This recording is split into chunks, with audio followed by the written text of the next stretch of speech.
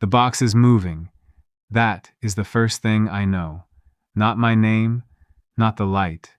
Stones under the floor of it, one after another, and every stone comes up through my back like a knuckle. Then the lid comes off and the sky is white, and two women are standing over me with knives already out. One of them has her hand on my collar, the other has her hand on the first one's throat. Neither of them is looking at my face. He is mine, the tall one says. I cut the ice, I broke the seal. He goes to the queen in my hands and the payment goes in my name. The short one does not answer with words. She answers with the knife. It goes in under the arm where the mail does not close.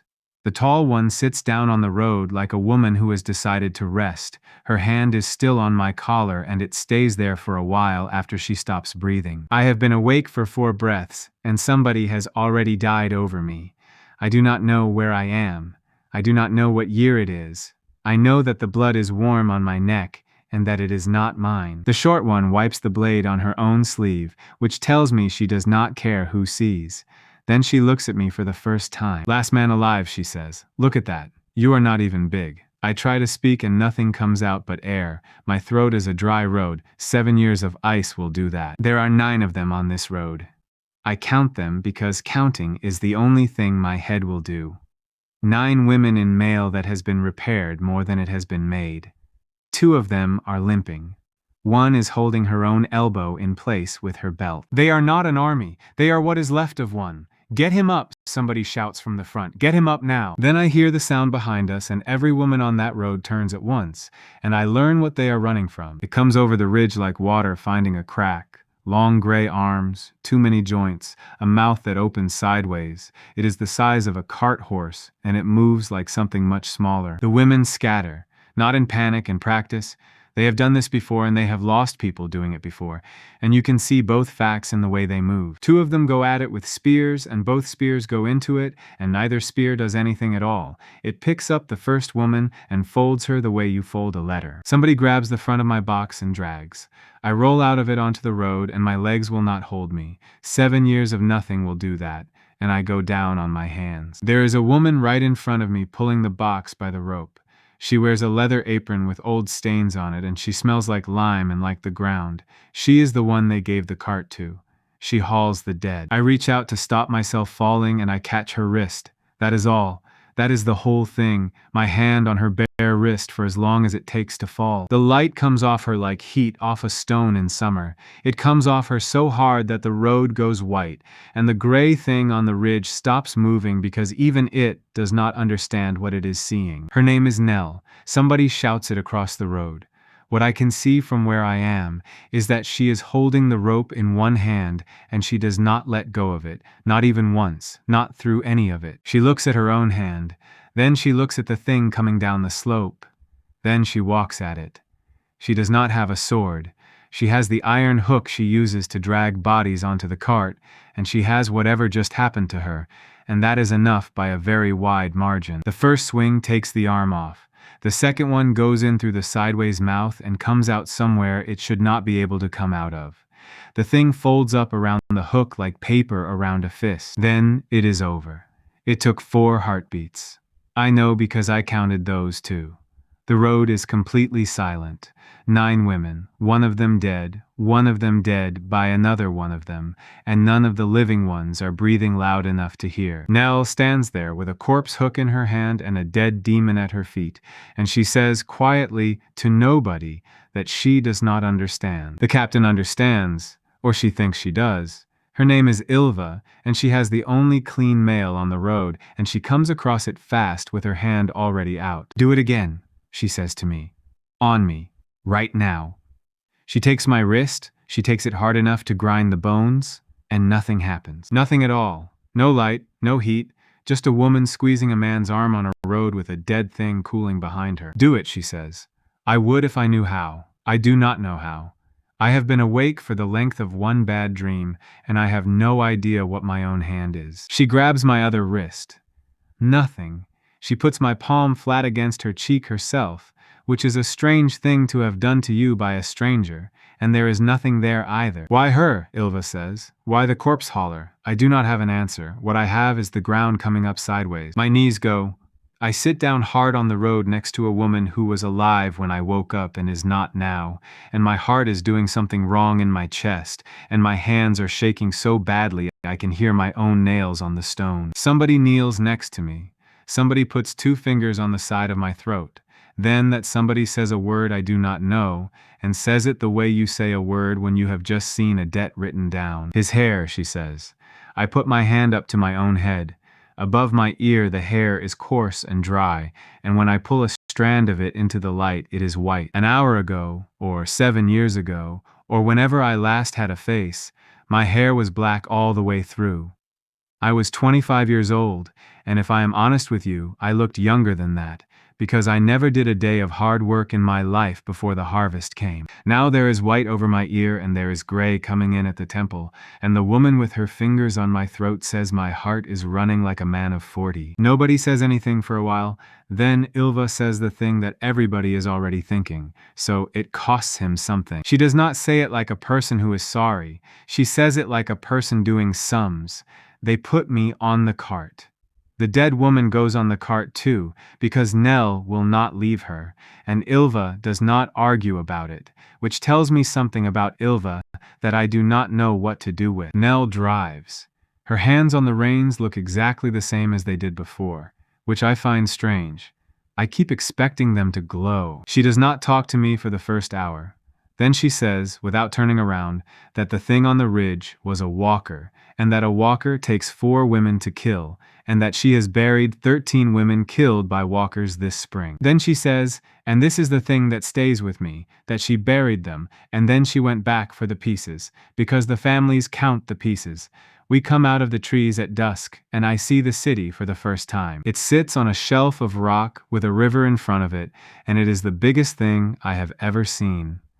The wall is gray, and the towers are gray, and there are lights coming on all the way up the hill in windows that go on for longer than I can follow. There are people on the wall, there are people on the road, there are people in the fields on the near side, thousands of them, bringing in a harvest with lanterns because the days are not long enough anymore. And every single one of them is a woman, not one man, not one boy, not one old graybeard sitting on a step where old graybeards sit.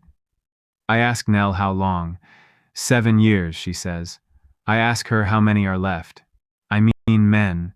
She knows what I mean. She looks at me over her shoulder and she says, with you, 1. Somebody has ridden ahead. Of course somebody has.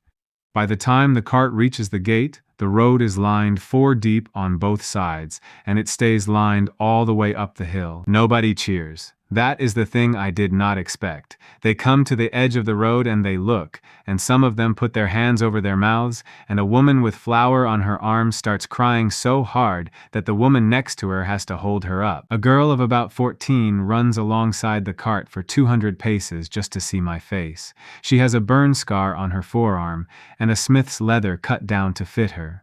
Her name is Ren, and I keep it because she is the first person in this city who looks at my face and not at what I am. Ilva rides at the front with her chin up like she is bringing in a prize, which she is.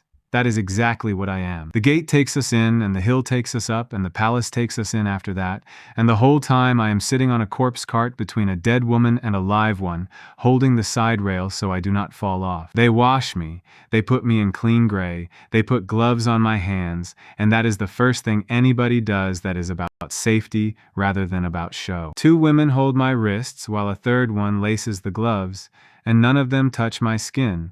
And all 3 of them are careful about it in a way that looks rehearsed and cannot be, because they learned it in the last hour. Then they take me to the hall. The queen is called Sarah.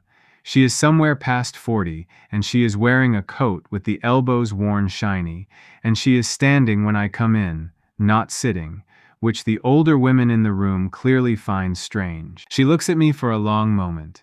Then she comes down off the step, and she stops 1 pace away from me, and she puts her hands behind her back, deliberately, where I can see them. I am not going to touch you, she says, not until you understand what it is. Behind her the hall is full, marshals, captains, the heads of the fighting houses, and behind all of them a wall of women who came in from the yard because nobody could stop them. Tell me what happened on the road, Sarah says. So I tell her. I tell it badly because my mouth still does not work properly, but I tell it in order, because order is the only thing I have. The corpse hauler is brought in. Nell stands in front of the queen of the world in an apron with grave lime on it, and she does not know where to put her hands. Sarah asks her to show them. Nell picks up a spear from the rack by the door. She holds it out flat in one hand at arm's length, straight out, and holds it there. It is a two-handed spear.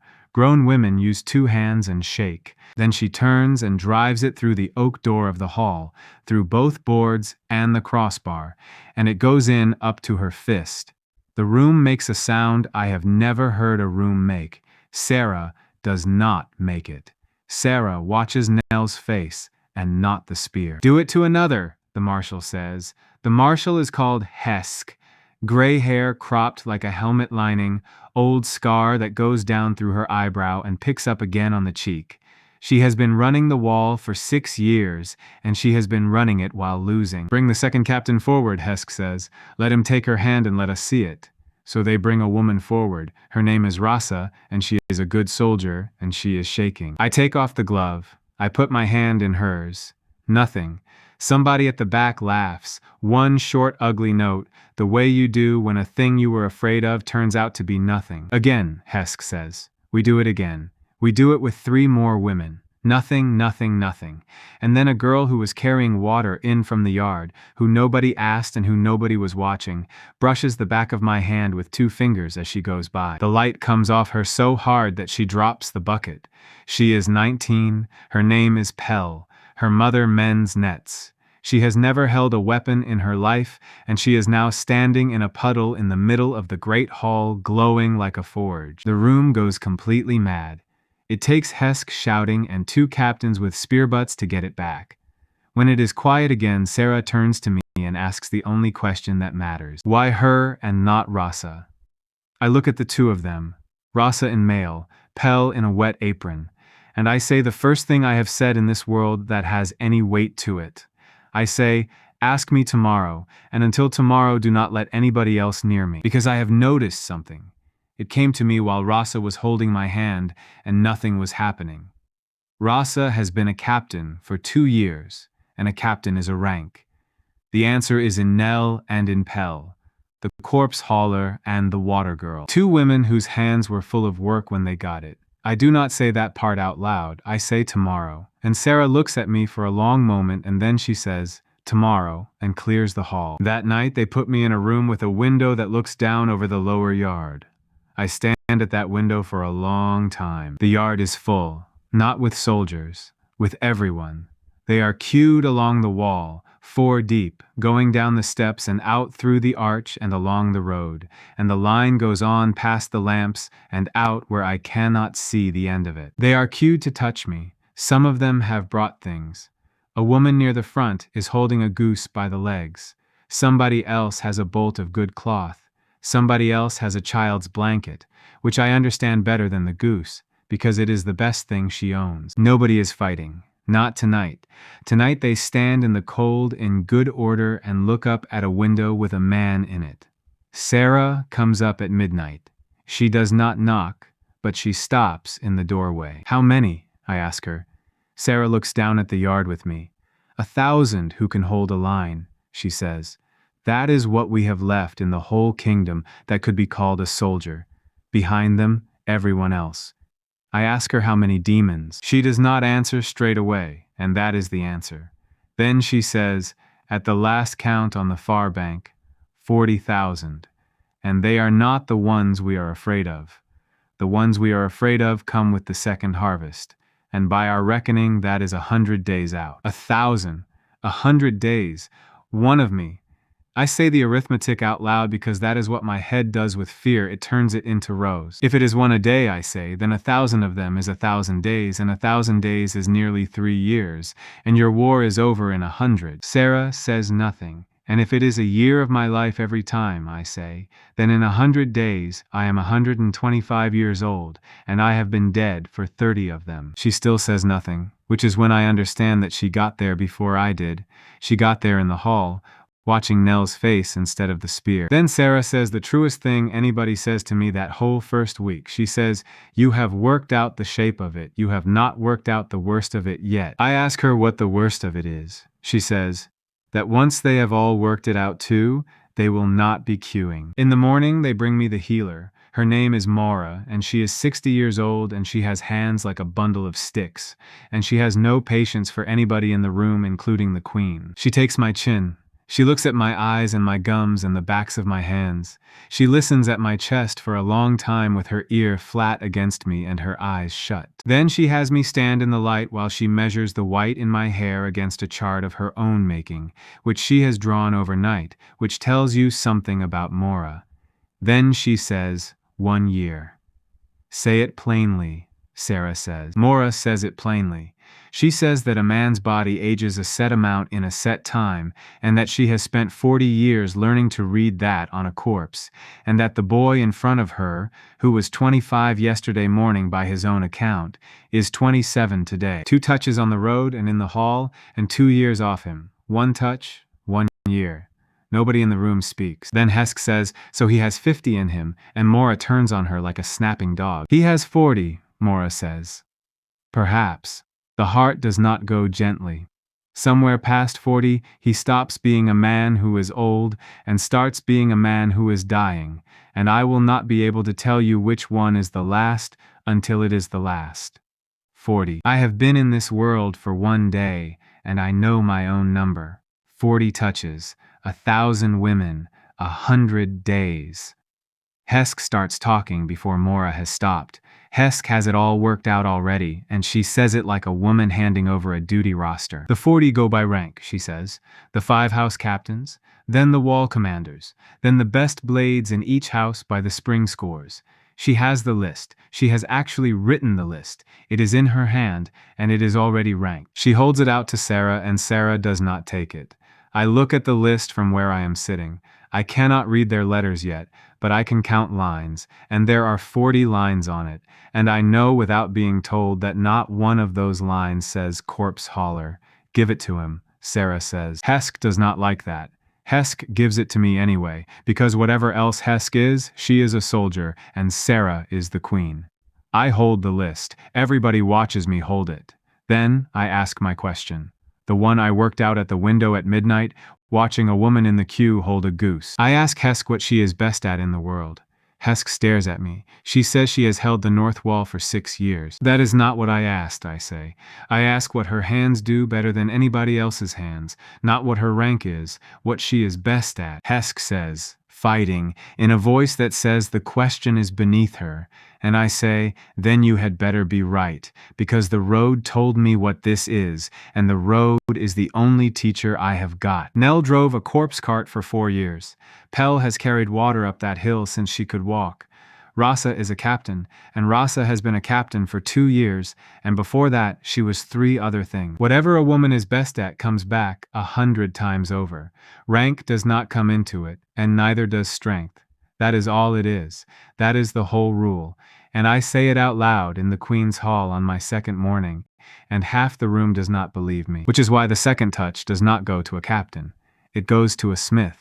Her name is Bree, and she is 32, and she has been running the North Forge since the woman who ran it before her died of the harvest, along with every man in the city. She is the one who told Hesk in the spring that the plate coming out of her sheds would not stop a walker's arm, and she said it in front of witnesses, and she was right, and being right is why they moved her to horseshoes. She comes into the hall filthy because they took her straight off the fire. Hesk objects. Hesk objects loudly. Hesk says that we have 40, and we are about to spend one of them on a woman who bangs metal. Sarah looks at me and asks if I am sure. I am not sure. I am guessing, in front of a hall full of women who have decided I know something. But I have seen what a spear does to a walker, which is nothing, and I have seen what a corpse hook does to one when the woman holding it has been given her 100, and the difference is what she had in her hand. We can make one goddess today, I say, or we can make every woman on that wall harder to kill by tomorrow. Then I take off the glove, and I hold out my hand, and Bree wipes her palm on her apron twice before she takes it. The most important woman in this kingdom is standing in front of me worrying about getting soot on a boy's hand. And I do not know where to put my face. The light comes off her. I go down on one knee. It is worse than the first time. Something goes through my chest like a cold nail and my ears ring, and when I get my eyes open again, Mora is holding my jaw and swearing. 3, Mora says. 28. Bree is standing in the middle of the hall with her hands open in front of her, staring at them. Then she turns and walks out of the hall without asking anybody's leave, and she goes down the hill, and she goes into her shed, and she does not come out for 19 hours. What comes out of that shed at dawn is the reason I am still alive. It is not a sword. Hesk was expecting a sword. It is a plate.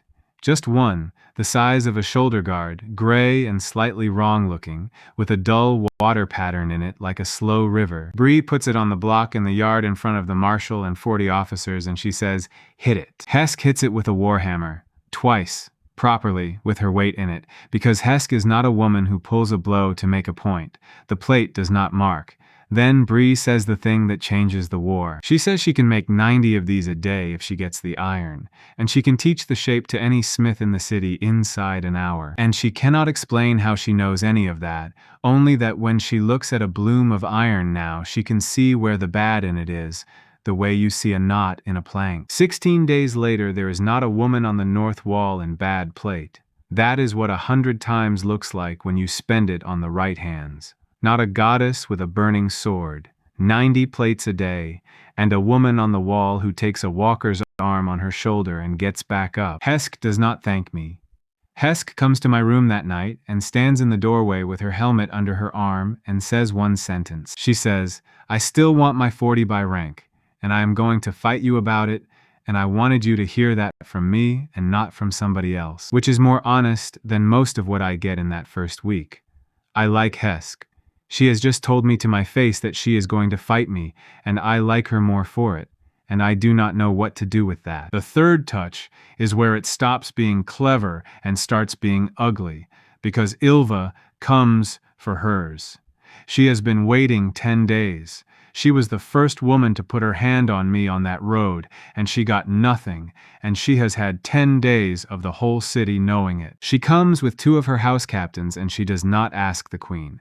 She asks me, in the corridor, alone, with her hand on the wall by my head. She says, "I pulled you out of that ice." She did not. The woman who died on the road pulled me out of the ice. But Ilva has been telling the story for 10 days, and in the story, she pulled me out of the ice. And I have already learned that in this city, a story that has been told 10 days is stronger than a thing that happened once. She says, "I am the best blade in the North Houses. I won the spring scores. Ask anyone." And that is true. That part is completely true. So I say yes. We do it in the yard because Sarah insists it is done in front of people. And Sarah is right about that in a way I do not appreciate at all standing in that yard. 200 women watching. Hesk on the step. Nell at the back with her arms folded, because Nell has taken to standing at the back of every room I am in, and I have not asked her to. Ilva takes my hand like a woman accepting a prize. The light comes off her, and then nothing happens. She stands there in the middle of the yard with the glow still fading off her shoulders and her sword in her other hand, and she looks at the sword and she takes a swing at the post they have set up. The post does not break. The post takes a good clean cut from a good clean blade from the best swordswoman in the North Houses, which is exactly what it took a week ago. She hits it again. Same cut. 200 women watching, and every one of them is thinking the same thing, which is that the boy has broken, and there goes a year of him for nothing. I go down on one knee anyway. The light came, so the year is gone, and it is gone whether the woman it went into can use it or not. Mora says 29, and I hear it from a long way off. And Ilva turns around with a face I have never seen on a person before or since, and she says, "Do it again." Second touch does nothing. We learn that here, in the worst possible way, in front of 200 people, one body, one touch, and after that, you are spent. She takes my hand and holds it, and nothing comes, and she will not let go. And it takes Hesk and 2 others to get her off me, and she is quiet the whole time, which is what is bad about it. Later that night, I sit with Mora, and I go through it out loud, because I have to know what happened, or I will spend the next 37 of these guessing. And Mora, who has no patience for anybody, says the cruelest true thing in the kingdom. She says the boy is not broken. Her best skill was never the blade. I ask what is. Mora pours herself a drink and says, ask her what she has been sending in her north wall reports for 6 years, and then go and count the graves on the west slope, and then come back and tell me if the numbers agree. They do not agree. Ilva has been lying about her losses since the 2nd year. Not a little. She has been reporting 3 when she buried 9 every month for years, so that the north houses would keep their standing and keep their share of grain, and she has done it so well that Hesk, who is nobody's fool, has been building 6 years of plans on it. That is her best skill. That is the thing she is better at than any woman alive. Not the sword, the lie. And I have just made her 100 times better at it in front of 200 witnesses, and nobody in that yard has the first idea. We go up the west slope at first light with a lantern each, me and Hesk and Mora and 2 clerks, because Mora says the only honest thing in this kingdom is a grave, and I am starting to agree with her. The slope is a field with a fence round it. Nobody laid it out. It just kept growing north, because that is the way the ground falls. Hesk walks the first row with her lantern held low, and she is fine. She walks the second row, and she is fine. Somewhere in the 4th row, she stops being fine. There are 940 graves on that slope with a north house mark on them. In 6 years of reports, the north houses have buried 340. I watch a woman who has commanded a wall for 6 years sit down on wet grass because her legs stopped taking orders. She does not cry. She says a number out loud, and then another number, and then she says the name of a plan she made 2 winters ago, and then she is quiet for a long time. Every decision she has made since the 2nd year was made with a false weight in her hand. Where to put reserves, which gate to thin, which house could take another season, and which one had already been bled white. All of it was arithmetic, and all of the arithmetic was wrong, and it was wrong on purpose. 6 years. Hesk says. I put the thin houses where the pressure was because the north told me they were fat. Mora says nothing, which for Mora is a kindness. Then Hesk gets up and cleans her hands on her coat and says, the thing that changes what I think of her. She says, then the graves in the west are mine and not Ilva's, because I signed the orders. They bring Ilva into the hall at noon, and everybody in the city knows what for. She does not deny any of it. That is the strange part. She stands in the middle of the floor and she recites it, house by house and month by month, 6 years of numbers off the top of her head, and every number she says a clerk finds in the ledger and confirms. She has carried the true figures in her head the whole time. She had to. You cannot keep a lie that size alive for 6 years unless you know exactly what the truth is on any given morning. Why? Sarah asks her. Because the grain went by the count of the living, Ilva says. If I reported 9 dead, I lost 9 shares that month, and I could not replace 9 women in a month. So I reported 3, she says, and I fed the ones I had left properly, and they held the wall. And they did hold it. That is what makes everybody in the hall so angry. The north wall never broke. It never broke because Ilva was stealing food out of the ledger and putting it into the mouths of women who were still standing. Hesk asks for her execution, formally in front of the whole hall, in the flat voice of a woman who has already sat down on wet grass about it. And Sarah turns to me, because that is how it works now, and asks what I think. Here is what I think. A woman who can lie to a marshal for 6 years without one wrong number is the most dangerous thing in this kingdom. I have already made her 100 times better at it. The only question left on the table is who she lies to next. I say, do not kill her, give her to me. The hall does not like that at all. Hesk says I am buying a traitor. Sarah asks what I want her for. And I say the honest thing, which is that I do not know yet, but that we are going to be short of everything soon, and lies are the one thing in this kingdom I am currently overstocked with. Ilva is stripped of her house and her rank and her mail on the steps in front of 2,000 people. She stands there in a linen shirt while a clerk reads out every false number she ever sent, and it takes a long time because there are a great many of them. At the end of it, she is nothing, no house, no rank, no name worth saying. She walks up to me afterwards in the corridor and she says, "So what am I now?" I say, "You are my liar." She laughs at that.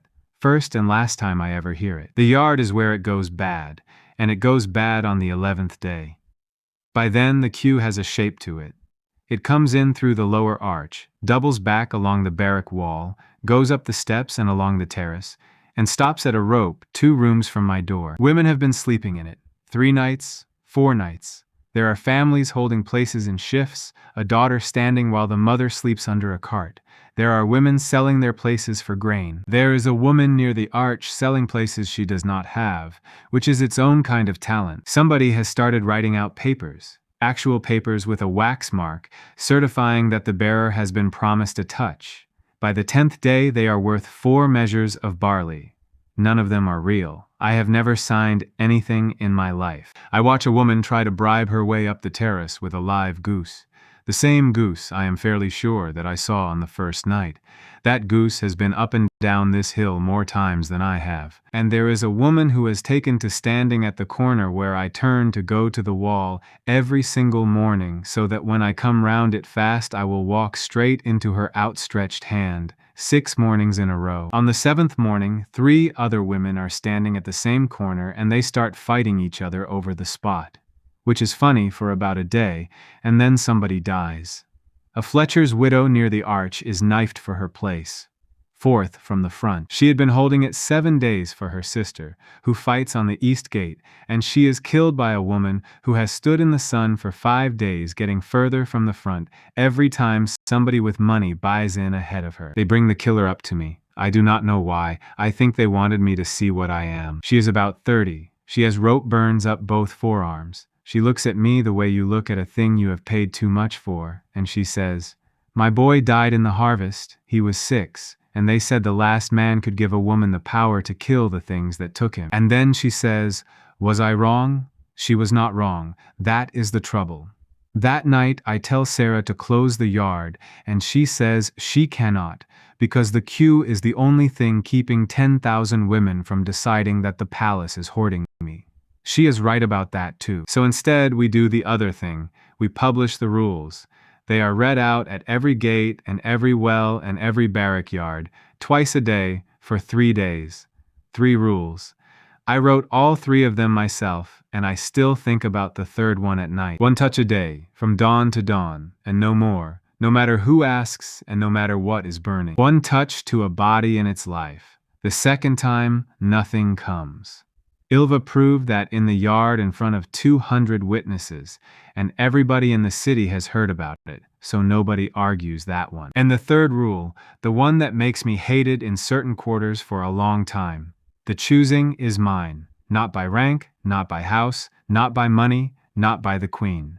Sarah signs it without a flicker, which tells you what kind of queen she is. Hesk does not sign it. Hesk stands there with the pen in her hand and says, "When the wall goes, this is the rule that let it go." Then she signs it anyway, because that is what kind of soldier Hesk is. They move me out of the yard side of the palace that night. New room, no window on the terrace, 1 door, 1 corridor, and Nell is in the corridor. Nobody put her there.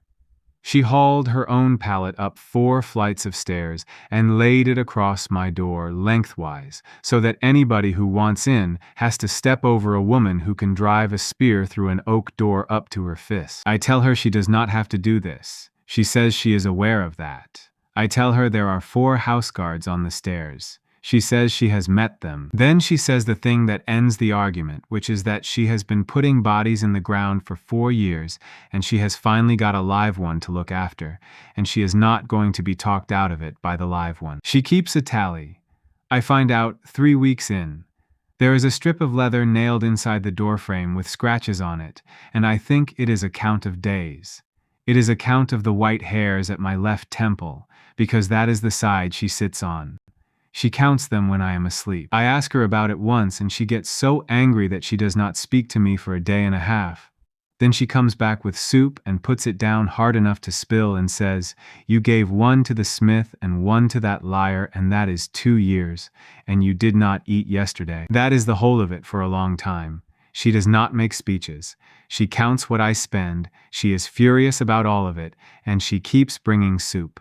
The box comes up from the lower store on the 15th day because I ask for it. They have been keeping it as a relic. There is talk of putting it in the temple. When I ask for it to be brought to my room, the priestess takes this as a sign of something holy and blesses the men who carry it in, and they are women, and nobody in the room says a word. It is longer than a coffin, and it is gray and slightly warm and made of neither wood nor stone, and when you put your ear against it, you hear nothing at all, which is the wrong thing to hear from a hollow object that size. The lid has marks cut into it. Everybody has seen them. The temple has copied them out and hung the copies on the pillars. The scholars have decided they are the seals of the old kings, and there is already a song about it. They are not the seals of the old kings. I sit with that lid for 2 hours while Nell watches me from the door, and I read it, and when I have finished reading it, I am shaking so hard that she comes and takes the lantern out of my hand, because it says, on the outside of the box I have been lying in for 7 years, in a hand as plain as a farrier writing on a crate, the following: Sound stock, second harvest. Do not open before the field is clear. I know what the marks mean because I have been hearing that language for 7 years. I need to say this properly because everything else in my life turns on it. I was not asleep in there. That is what everybody assumes, and I let them assume it for a while because the truth is worse. I could not move, and I could not open my eyes, and I could not feel my own hands. But I could hear. Not well. Like hearing a room through a wall with your ear on a cup. And there was always something to hear, because the box did not sit still for 7 years. It traveled. It was in a wagon, and then it was in a hold, and then it was somewhere that dripped, and there were things around it the entire time, and they talked. 7 years of overheard talk in the dark with nothing else to do but listen. No dreams, no thoughts worth the name, just the sound of them over and over, until the sounds turned into shapes, and the shapes turned into meanings, the way a word you say 1,000 times stops being a word. I know their marching orders. I know how they count. I know that the one who gives an order says his own name first, and the one who takes it says nothing at all. I know that they have no word for river, and that they have 4 words for stone. I take that to Hesk on the 16th day, and it goes exactly as badly as you would expect. I tell her the crossing will not be at the ford. Hesk has 1,400 women dug in at the ford. It is the only place on the river a wagon can cross for 15 leagues either way. Every plan for 6 years has assumed the ford.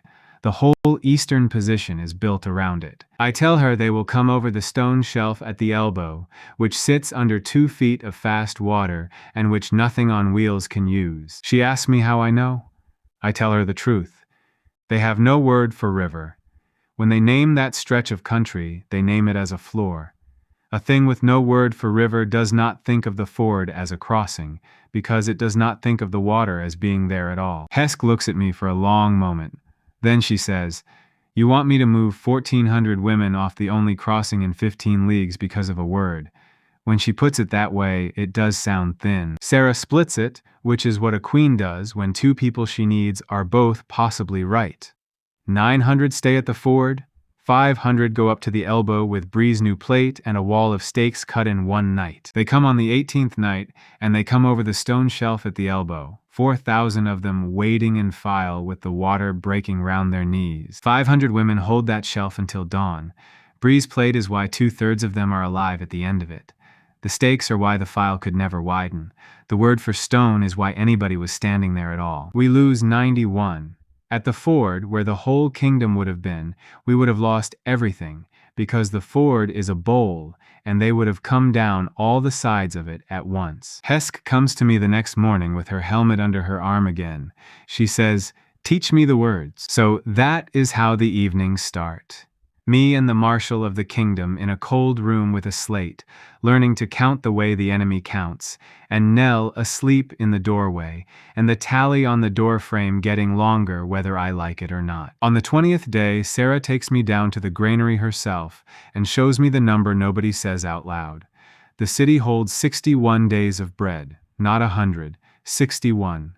And that is with the wall rations already cut twice, and the outer villages already stripped. The second harvest comes at 100 days. So even if every plan works, even if the elbow holds and the plate holds and the marshal learns to count in their tongue, this city starves 40 days before the thing it is preparing for arrives. You would think somebody would have told me. They did not tell me because everybody who knows has been carrying it separately and hoping somebody else has a plan. I go and stand in the great store with a lantern, rows of bins going back into the dark, grain dust in the air, 2 clerks with a ledger the size of a door, and 4 women shifting sacks with the slow, careful movement of people who are not eating enough to move fast. And I ask the clerks the question I ask everybody now.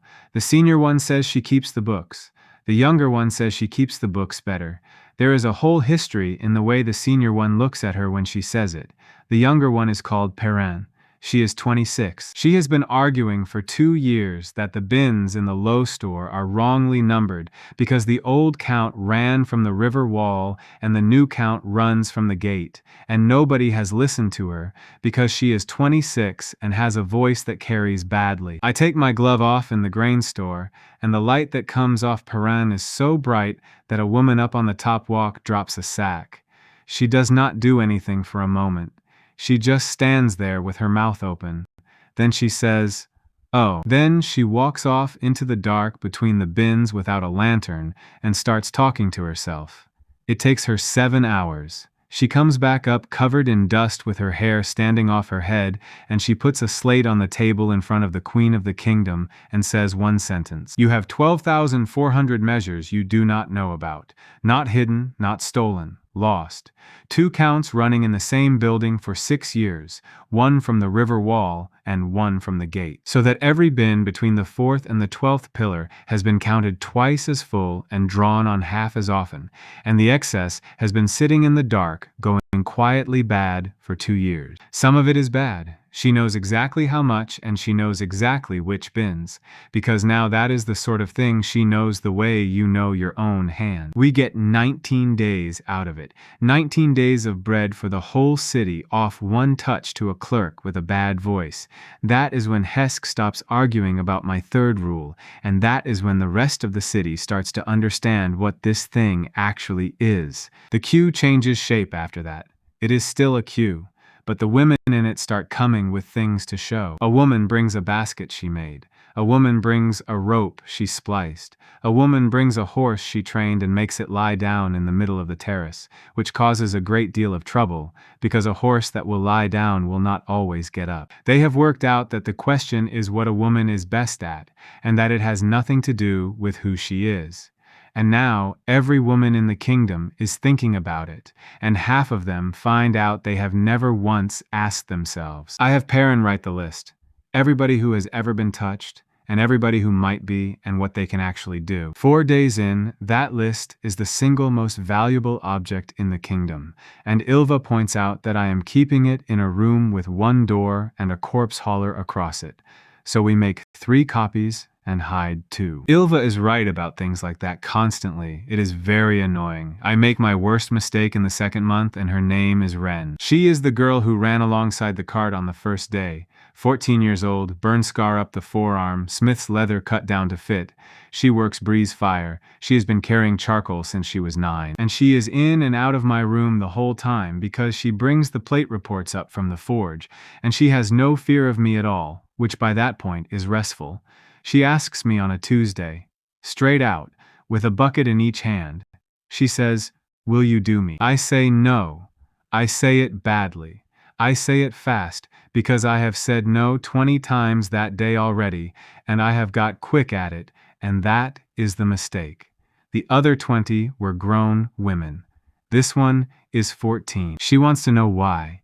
She has a right to know why. So I tell her the truth, which is worse. I tell her that whatever a woman is best at comes back 100 times, and that she is 14, and that at 14, you are not best at anything yet. And that if I spend a year of my life on her today, I will get back 100-fold charcoal carrier, and she will be 100-fold charcoal carrier for the rest of her life. I watch that land on her. I watch her work out what I have just said about who she is. She says, so I have to be something first. And I say yes. And she says, and if the demons come before I am something, and I do not have an answer for that, because there is not one. She does not cry. She picks up her buckets and she says, thank you for telling me straight, which is the single worst thing anybody says to me the whole first year, and she goes down to the forge. Nell hears the whole thing from the doorway. When Ren is gone, Nell says nothing for about 10 minutes. Then she says, you were right. And then she says, you sounded like the marshal when you said it. And then she goes out and does not come back until the morning. I go down to the drill yard the next day because I cannot sleep, and because I want to look at something that is not a ledger. The drill yard at dawn is 200 women who have never held a spear being taught to hold a spear. Farm women, weavers, 2 priestesses, a woman who sold fish. The kingdom is scraping now, and there is an old woman walking up and down the line. She is 70 if she is a day. She is bent. She has a stick, and she does not use it to walk. She uses it to hit the backs of knees and the insides of elbows, and to knock the shafts of spears up 2 inches at a time. She never stops talking, not shouting. Talking in a low, flat voice, the same 6 or 7 things over and over, and the line gets better while she does it in a way I can actually see from the wall. I ask a passing captain who she is. The captain laughs. That is old Hannah, she says. She has been on that yard since before the harvest. She has never fought. She could not fight a chair. They keep her because nobody else can be spared, and she costs a quarter ration. Then the captain says a thing that goes into me like a splinter and stays there. She says, if you are ever short of a touch to waste, there is your woman. And she says it as a joke, and everybody nearby laughs, and I laugh too because I am learning to be liked, and laughing is part of it. I want that on the record. I laughed. The embassy from the Sunmark comes on the 31st day, with 40 riders and 6 wagons and a horn player, which tells you what sort of embassy it is. The Sunmark is the kingdom over the eastern hills. They have twice our land and half our wall and a great deal more grain than we do, because their war has not started yet. Their queen is called Isolde. She does not come herself. She sends her cousin, a tall, polished woman named Aline, and Aline stands in our hall in good clean cloth and looks at our thin clerks and our patched mail and offers us a deal. Grain. Real grain, 40 wagons of it, enough to close the gap between 61 days and 100 with room to spare. For 4 touches, 4 women of Isolde's choosing, 4 years of my life, and the wagons roll the day it is done. Hesk wants to take it. Sarah wants to take it. Mora wants to take it and has already started talking about what 4 in a season will do to my heart, which is her way of saying take it. And I say yes, but I choose. Aline smiles at me the way a grown woman smiles at a boy who has said something clever at the wrong table. She says the touches are Isolde's to allocate. She has a list. Of course she has a list. It is 4 names, and all 4 of them are champions of the Sunmark houses, and 2 of them are Isolde's own daughters. I say, then the answer is no. The hall goes very quiet, because 40 wagons of grain has just walked to the door. Aline says, you would starve your own city over a point of pride. And I say the thing that I have been building towards for a week without knowing it. And I say it to a foreign embassy on purpose, because I want it heard outside these walls. I say, your queen wants 4 goddesses. I will not make her 4 goddesses. Goddesses do not plow. In 90 days there will be a great deal of plowing. Then I make my counter, and it is deliberately insulting, and it works exactly the way I want it to. I say, I will take 4, and I will choose them from among the people she has actually brought with her, today, in this yard, and I do not care about anybody's mother. Aline is furious. She also cannot leave because she has orders, and her orders say come back with touches. So I go out into the yard, and I walk down the line of the Sunmark embassy like a woman buying a horse, and I ask 40 riders and 4 servants and 2 cooks the same question. Most of them say fighting because they are riders, and most of them are lying because it is what you say. The one I take first is their baggage master. She is 50, and she has a bad hip, and she has kept 40 40 riders and 6 wagons fed and shod across 200 leagues of bad country, and she has never lost a wagon in 19 years. I take her hand in front of Aline and the whole embassy and the whole yard, and when the light comes off her, the woman starts laughing and cannot stop. Because what she is best at is knowing what a road will do to a wheel. And now she knows it 100-fold. And what that means in practice is that from that day, the Sunmark can move a wagon train across country that everybody else calls impassable, which is worth about 40 times more to them than another champion with a burning sword. And Aline works that out in about 4 seconds and goes white. The second one I take is a cook. The third is a woman who shoes horses. The fourth one I do not take at all. I tell Aline I am keeping the fourth in credit, and that Isolde may name any woman she likes, any time she likes, and I will honor it, and Aline can carry that home as a gift from the last man alive. Hesk thinks I have gone mad. Sarah does not. Sarah watches me all the way through it with her chin on her hand, and afterwards she says one sentence. She says, "You have just made the Sunmark owe us a debt that they cannot pay in grain, and they will spend the next 2 months trying to work out how to pay it in something else." The wagons roll on the 34th day, 40 of them. The city eats. For 16 days there is bread in the barrack yards at midday, and you can hear the difference on the wall. Women sing at night. 2 of the priestesses start a rumor that I am a saint, which is unhelpful. And Ilva comes to me on the 35th day with a proposal, and it is the ugliest good idea anybody has ever brought me. She says, "They know the crossing failed. They do not know why it failed. Let me tell them why." I ask what she wants to tell them. She says, "The truth, in the wrong order."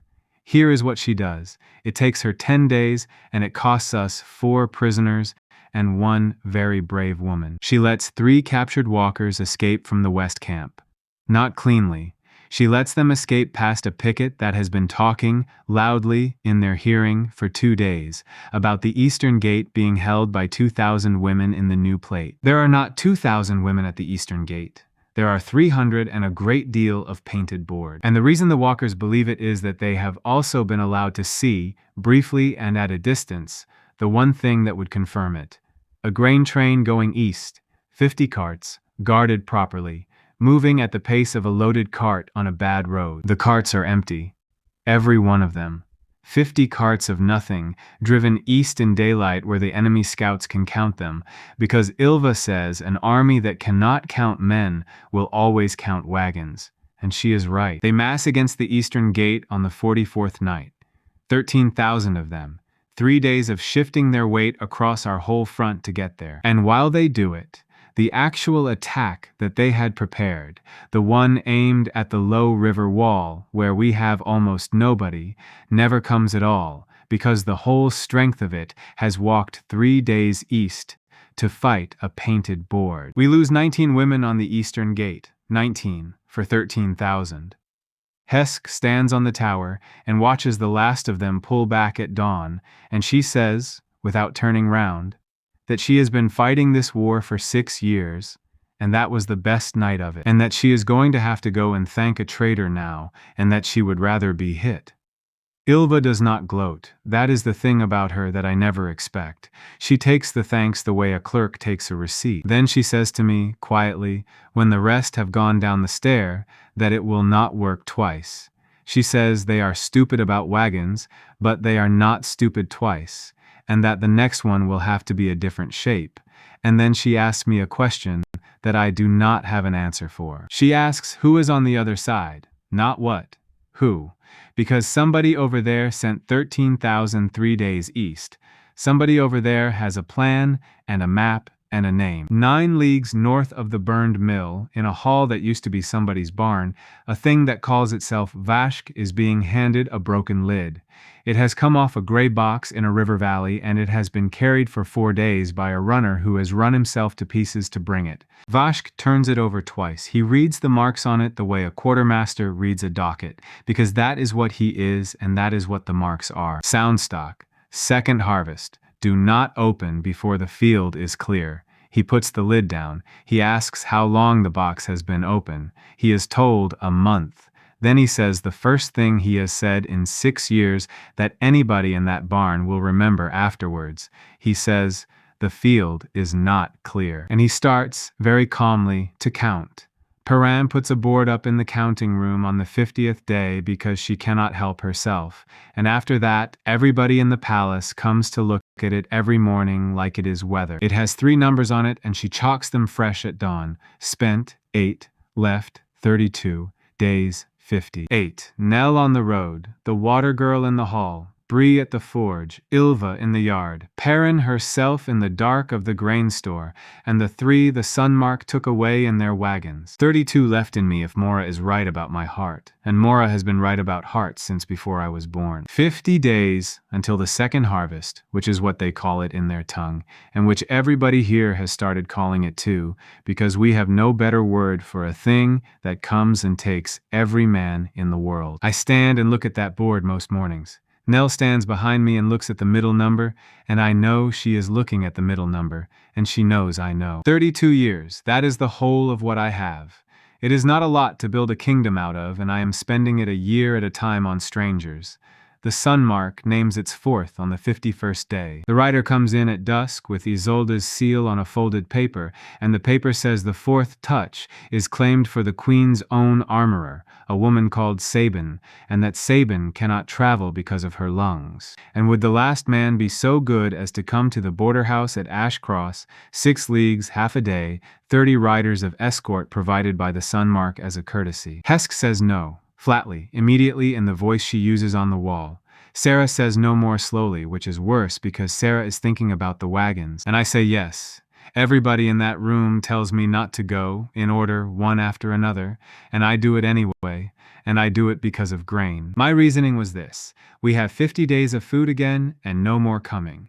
Isolde has grain in barns from 3 good years. If I do not go, the Sunmark stops being a neighbor who owes us, and we cannot fight 2 directions. That reasoning was correct. It was also completely beside the point, because Isolde had stopped thinking about grain a month ago. We ride at first light, 14 of ours, 30 of theirs.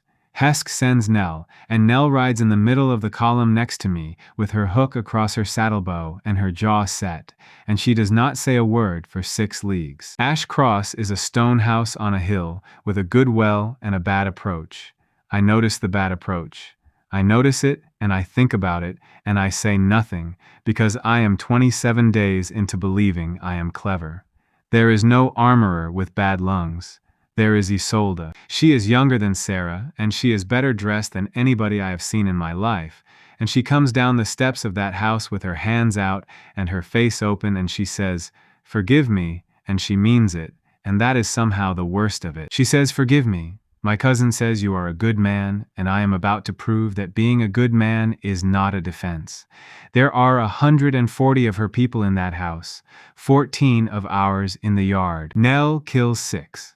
I want that written down properly because nobody who tells this story afterwards ever gets the number right. 6, in the yard at Ash Cross, before they got a net over her. They do not kill her. That is deliberate. Isolde has given orders about that because Isolde has thought about all of this a great deal more carefully than we have. They put me in an upper room with a lock and no window worth the name. They put Nell in the cellar under it. They send our 13 surviving riders home on foot with a letter. The letter says that the last man alive is a resource too important to be held by 1 crown, that the Sunmark will guarantee his safety and his health and his comfort, and that all touches will continue to be granted at a rate to be agreed between the 2 queens. At a rate to be agreed. I read that phrase 4 times. Isolde is not cruel. I need to say that, because it would be easier if she was. She is careful, and she is polite, and she is one of the frightening people, and she comes and sits with me on the 2nd evening and explains her position like a woman explaining a boundary wall. She says, "You gave my baggage master 100-fold, and my house has moved 4,000 tons over the pass since. You gave a cook 100-fold, and I have not lost a soldier to bad meat in a month. You did that as a gift." Then she says, "And you did it in a city that will fall by spring, and everything you have made will fall with it, and I am not going to let that happen.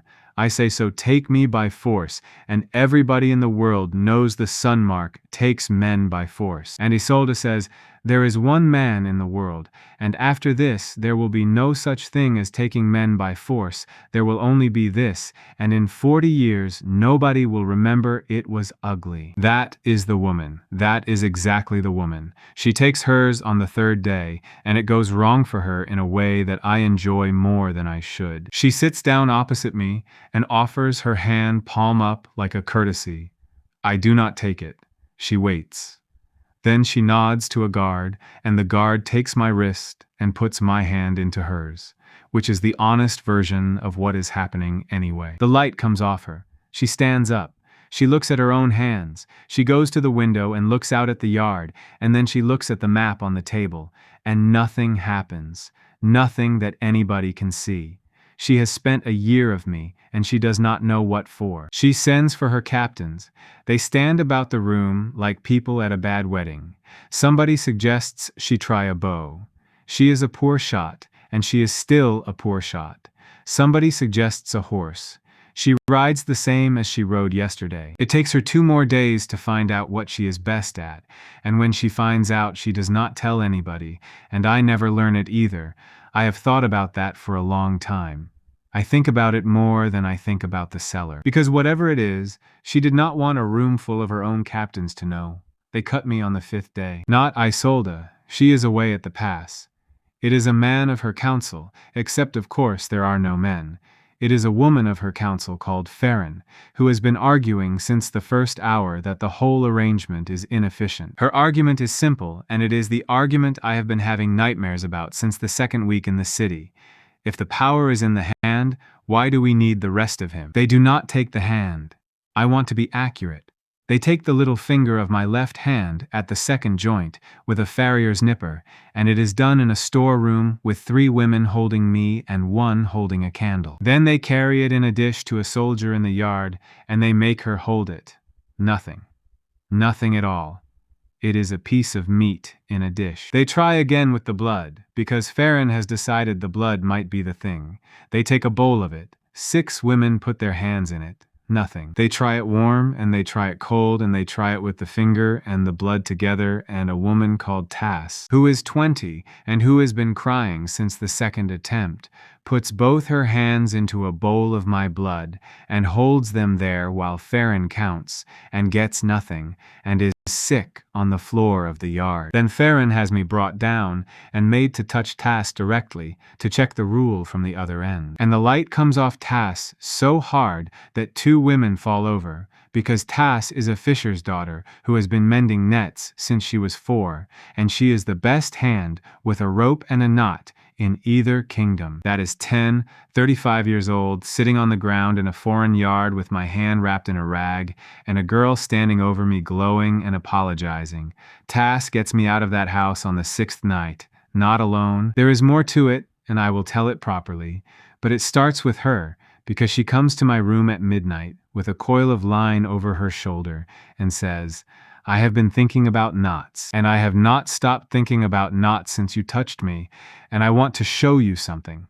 What she shows me is the wall of ash cross with 7 separate hitches on it, laid so that one pull from the bottom takes down 40 feet of stone facing. She has been standing in that yard for 3 days, looking at a wall the way I look at a ledger. Meanwhile, 6 leagues away, my kingdom is doing the other half. Ilva has been given command of it, which Hesk agreed to in a room with the door shut and never spoke of again. She does not send an army, she sends a rumor and a wagon train.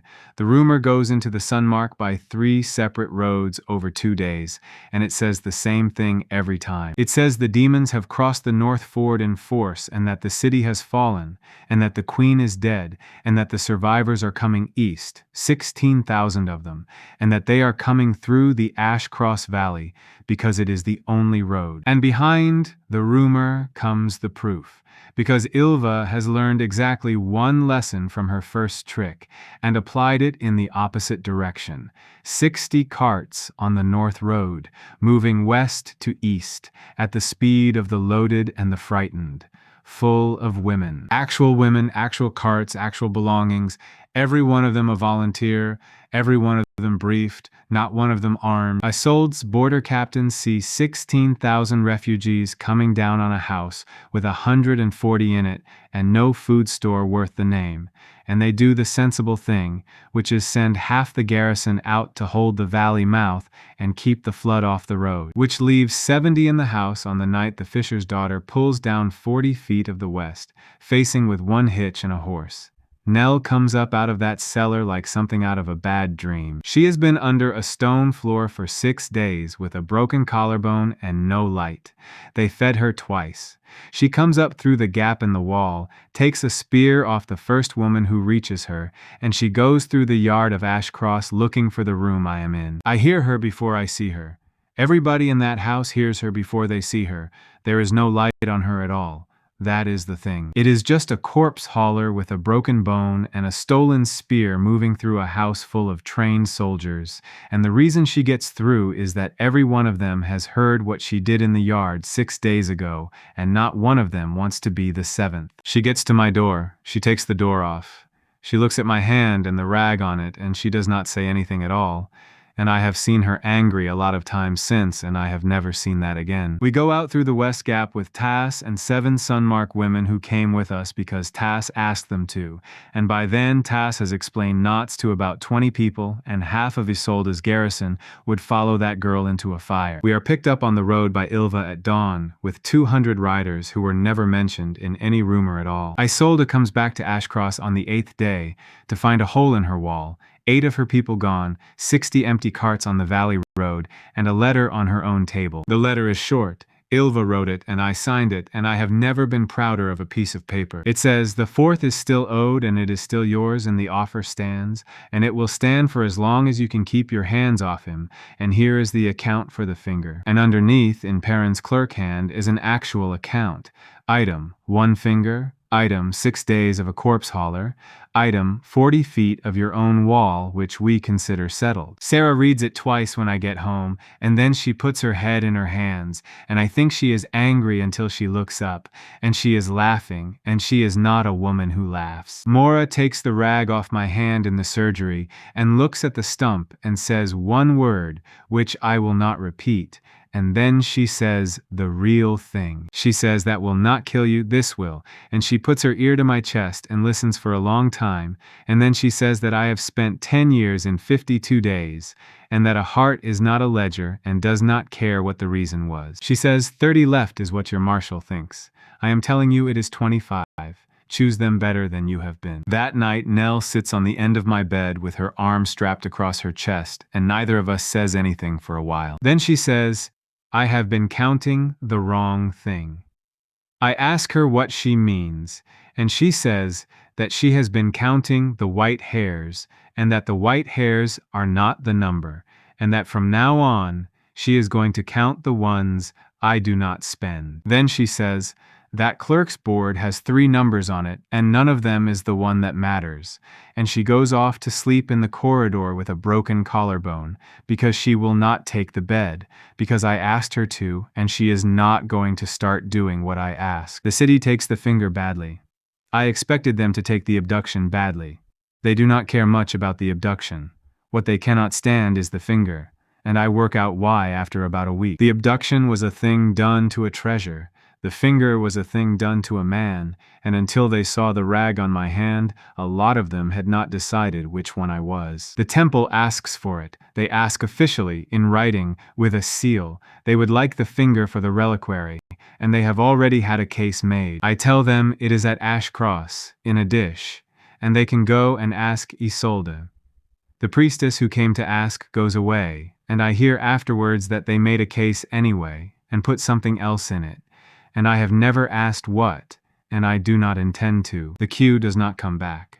Sarah closes the yard on the day I return, and this time nobody complains, and the silence about it is worse than the shouting was. Instead, we do it Perrin's way.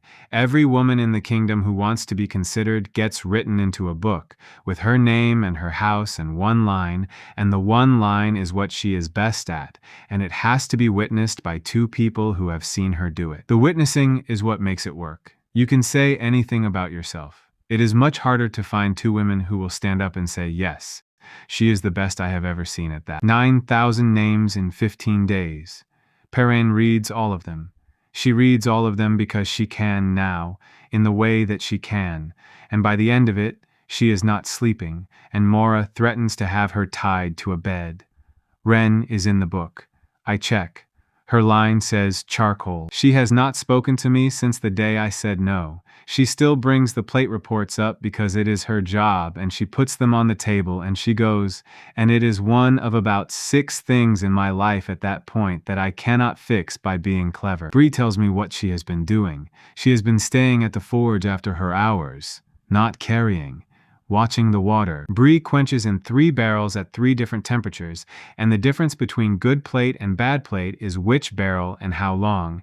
And Bree, who now sees iron the way I see a ledger, says that the girl has started calling the barrel right before she does. Not often, twice in 10 days.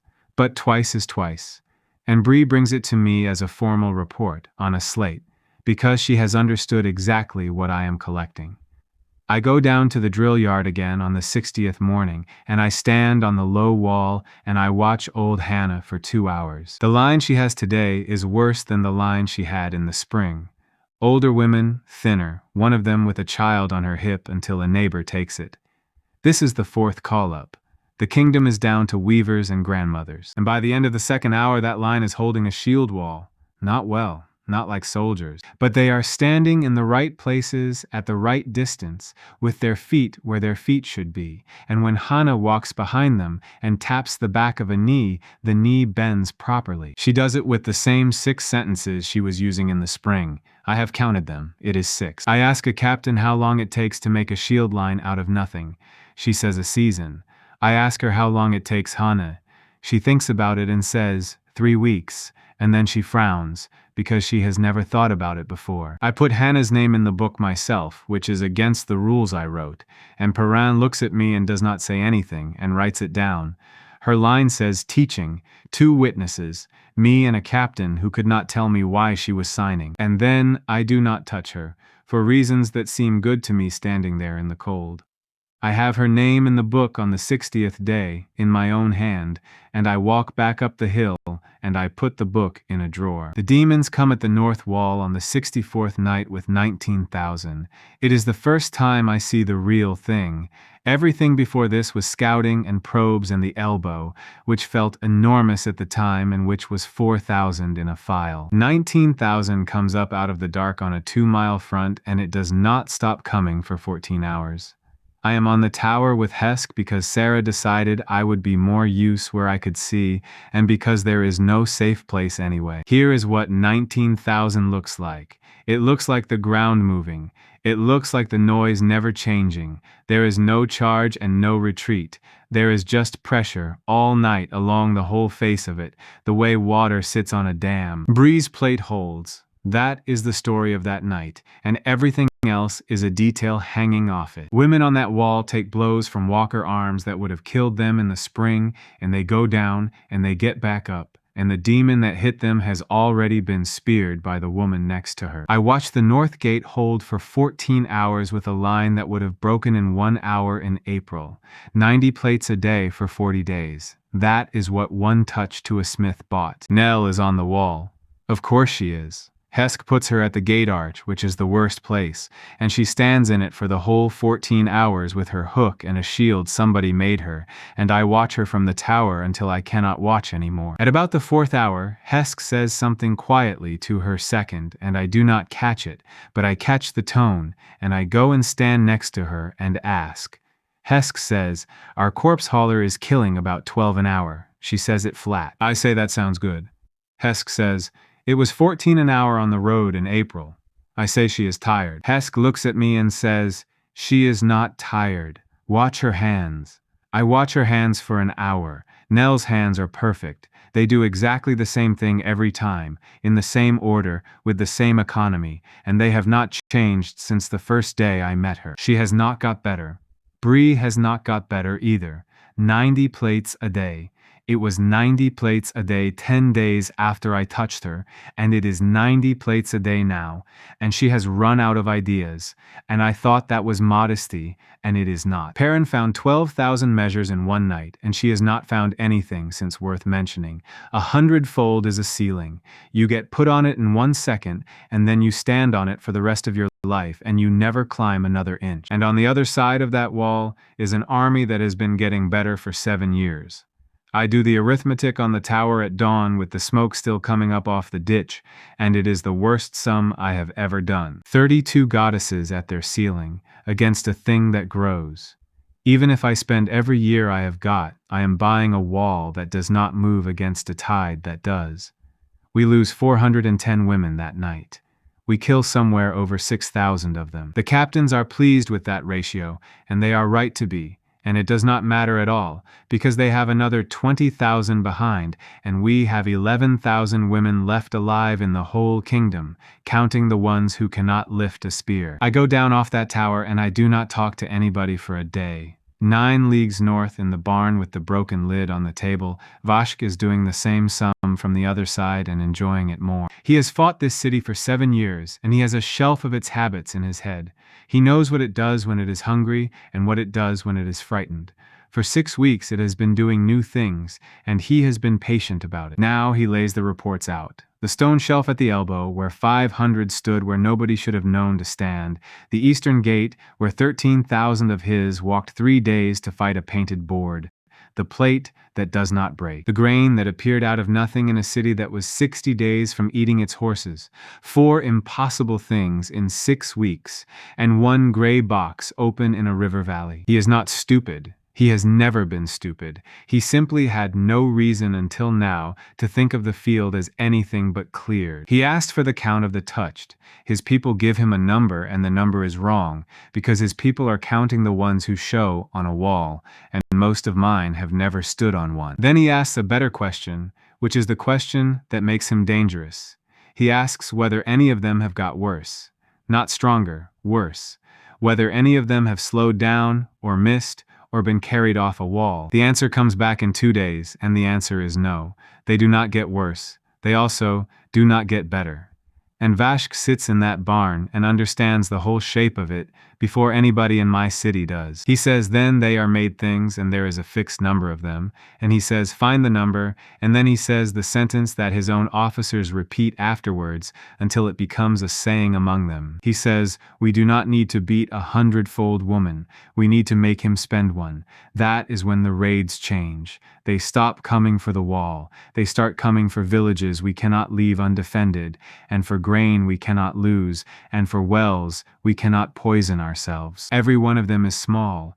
Every one of them is exactly big enough that the only way to hold it is to send one of mine. And every time I send one, they lose 80 walkers and I lose nothing. And they do it again 4 days later somewhere else. And 80 walkers is nothing to them, and my women are 6. Sarah works it out in the 2nd week of it.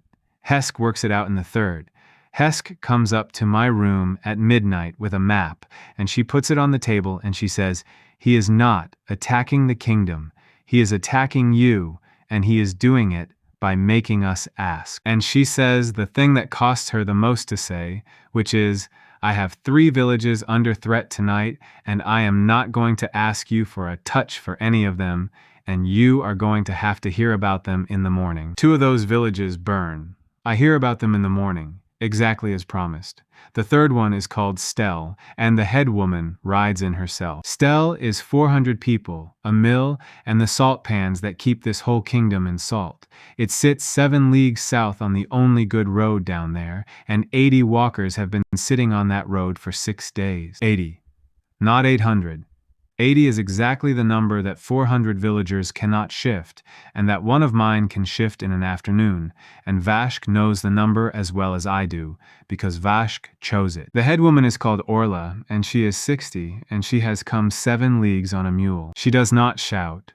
She stands in the hall, and she puts a bag of salt on the floor as a gift, because she has been raised to bring a gift when she asks for something, and then she asks for a touched woman for 4 days. Sarah looks at me. Hesk looks at the floor.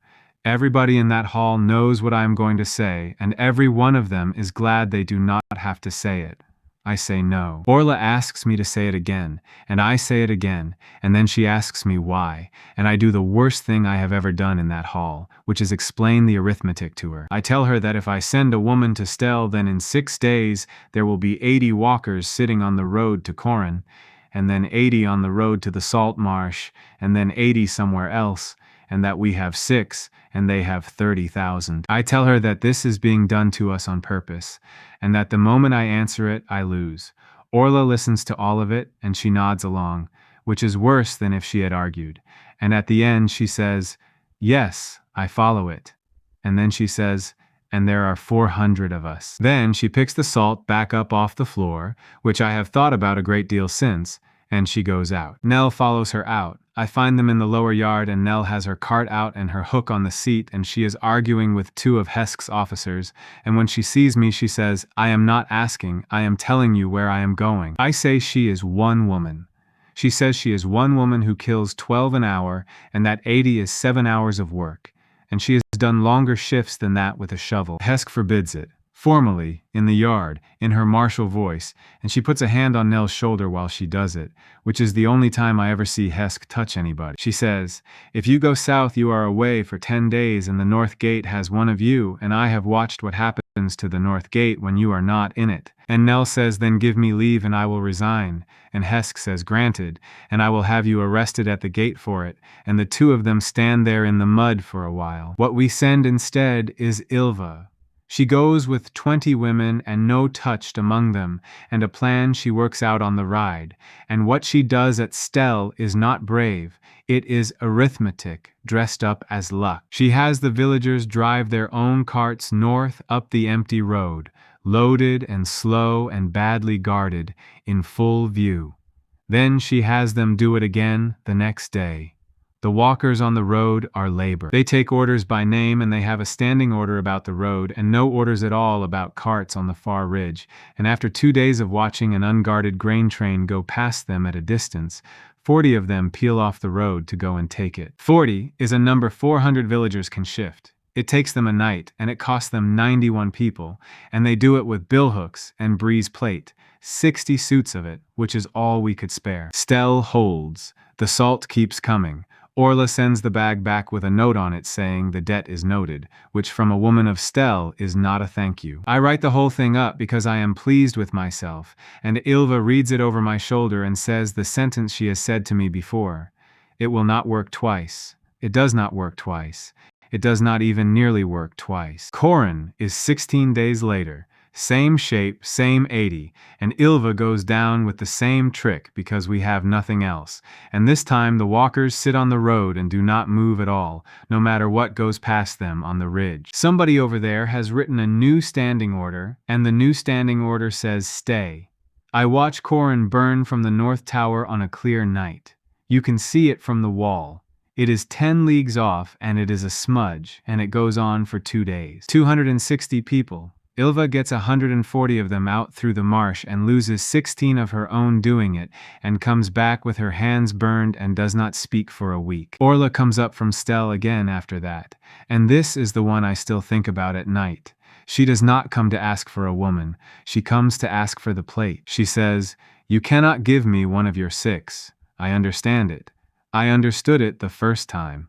But you have 4,000 suits of that gray plate on your wall, and my people have 60, and my people are the ones standing on a road with billhooks." And I say we need it on the wall, and she says, "Your wall has never yet been broken, and my village is ash, and neither of us has anything to say after that." She gets the plate. Sarah overrules Hesk to do it, and it is the only time all year that she does. 900 suits go south and west in 20 days, and Breeze forges run night and day to make the gap up, and Wren is up to her elbows in 3 barrels for a fortnight, and comes out of it gray in the face. And then Orla asks for the other thing, and she asks for it almost as an afterthought on her way out of the hall. She says, "And send me somebody who can teach 400 farmers how to stand." I send her 2 instructors out of the drill yard, not good ones. We do not have good ones to spare. 2 women in their second year of teaching with a cart and a slate. They are gone 14 weeks. They come back in the winter and they report to Hesk, and I am in the room because I am in every room by then. They have made a shield line out of salt panners.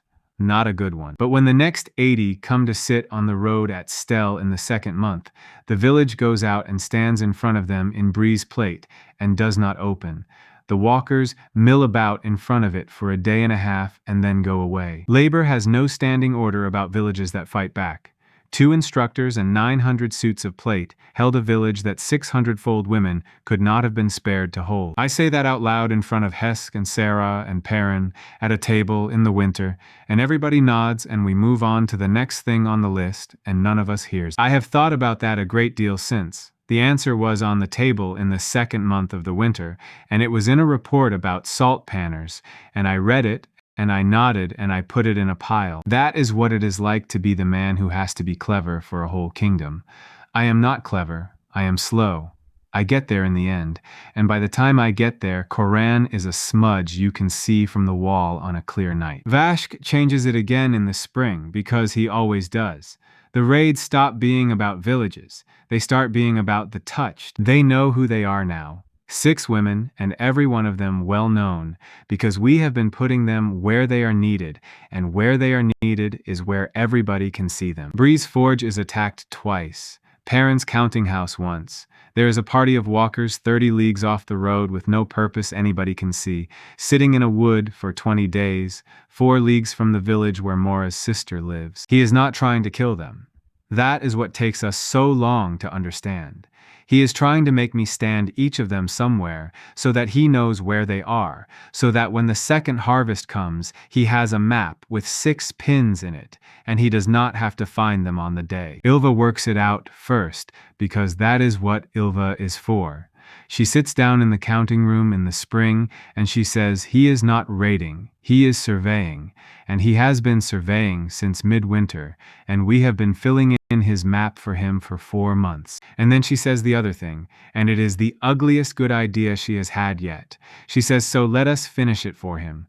Let us tell him where all 6 of them will be standing on the day, and let us be wrong about every single one. Mora says 25 left. Perrin's board says 30.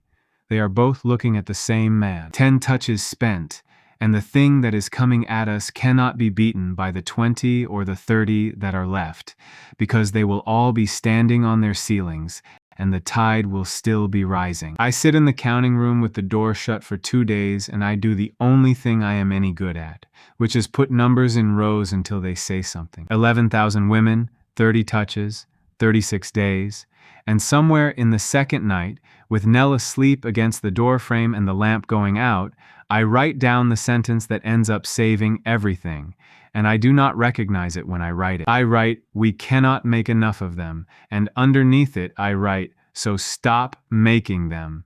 Here is the thing I had been looking at for 2 months without seeing it. Bree's plate is on 4,000 women.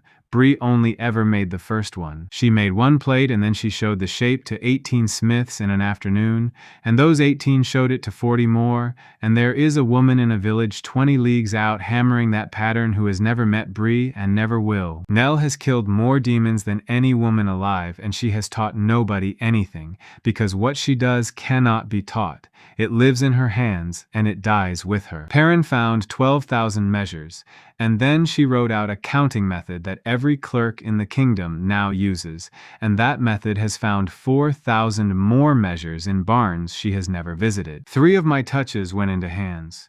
2 of them went into hands and came out again into other people. So I stop asking what a woman is best at. I start asking what happens to it when she is not in the room. Mora tells me I am wasting a year, and she tells me at the top of her voice in front of Sarah and Hesk and 2 clerks. She is 61.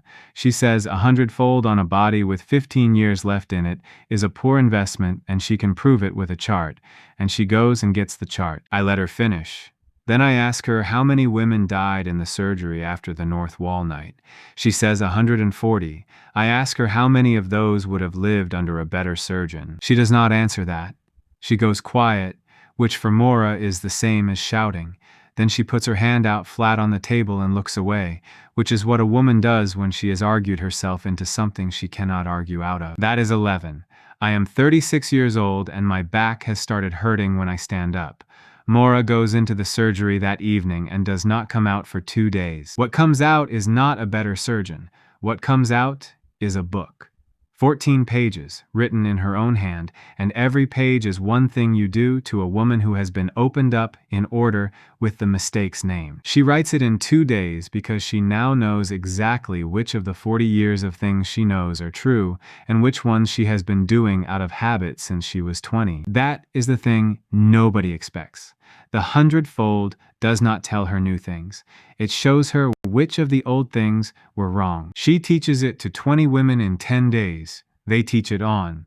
Between the North Wall night and the end of that month, 460 women who would have died in a surgery tent go back onto a wall instead. 460 from 1 year of me, and Mora still tells everyone it was a bad investment, and she has never once looked at me the same way since. Then I get it wrong. The kingdom has a chief of instruction.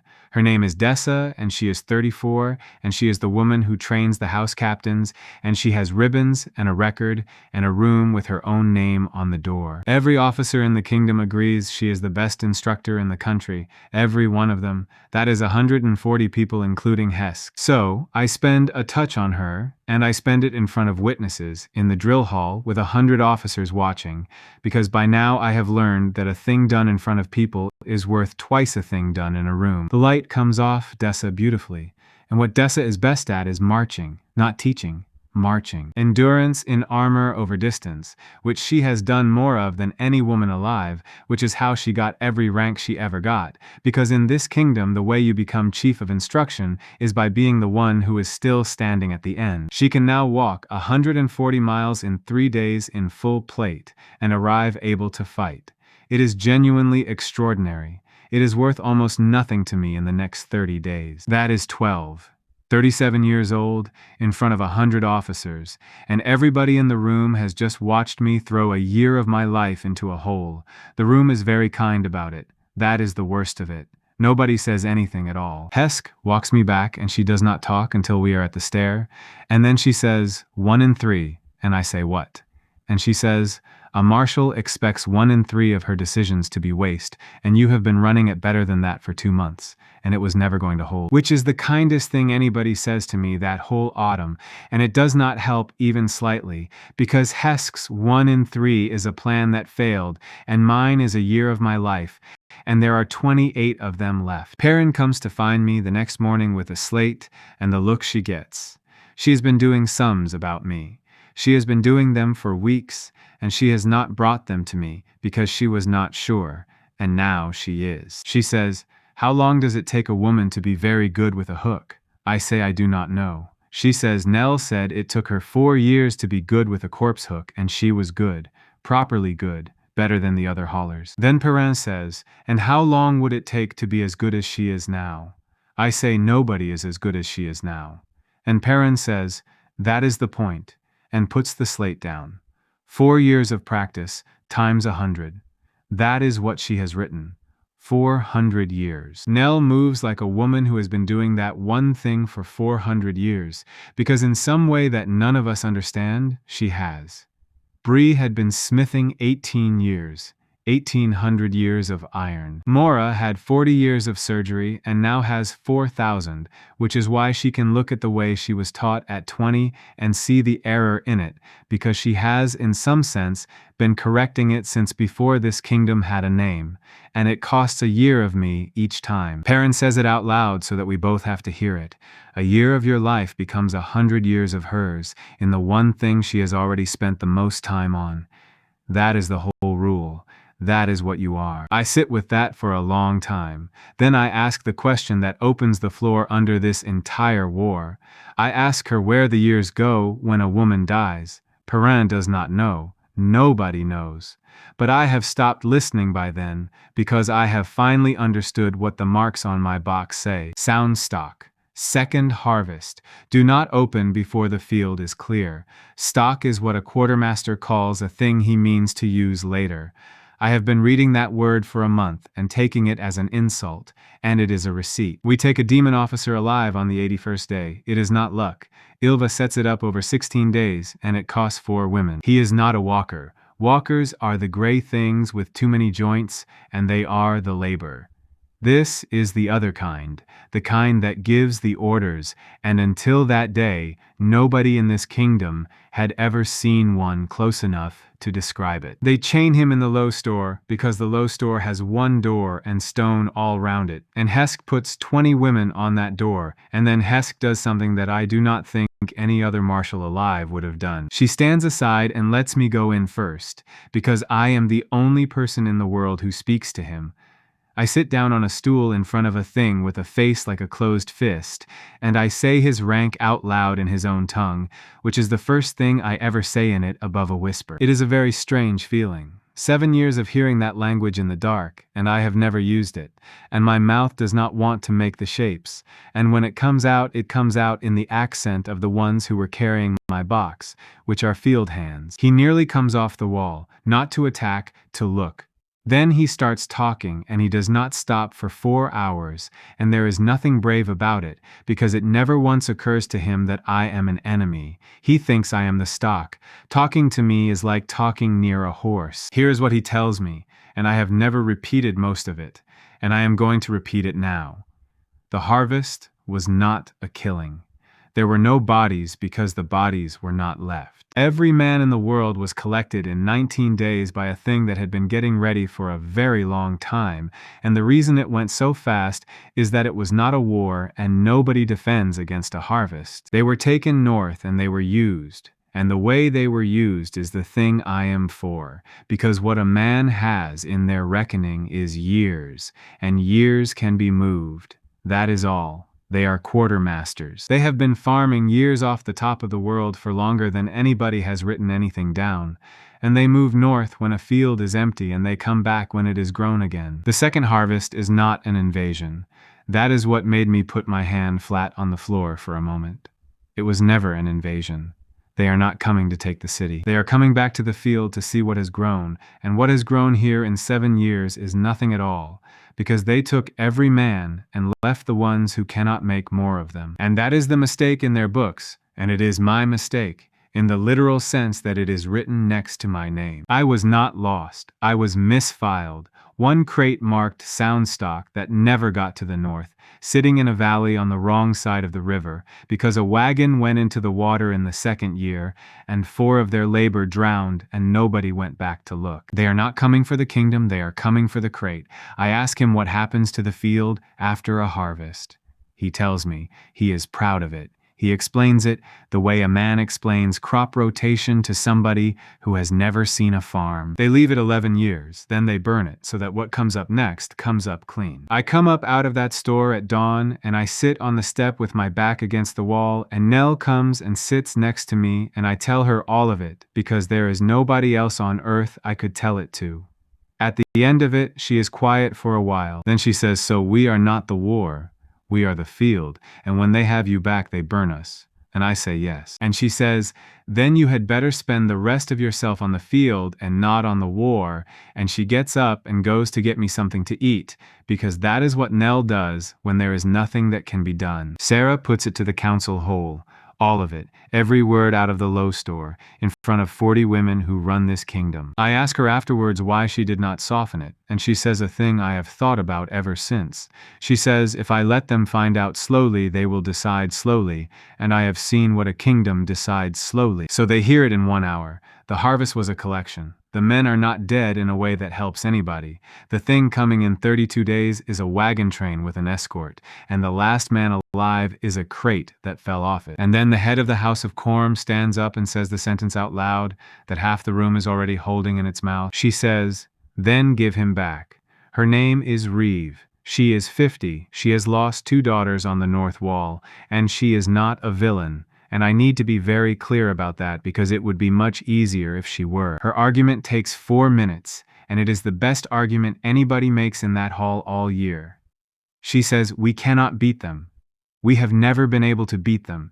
We have held a wall for 7 years, and every year the wall is shorter." She says, "They are not coming to conquer us. By his own account, from his own mouth, they are coming to collect a crate. If the crate is on the road with a ribbon on it, they take it and they go. She says, 11,000 women, 11 more years.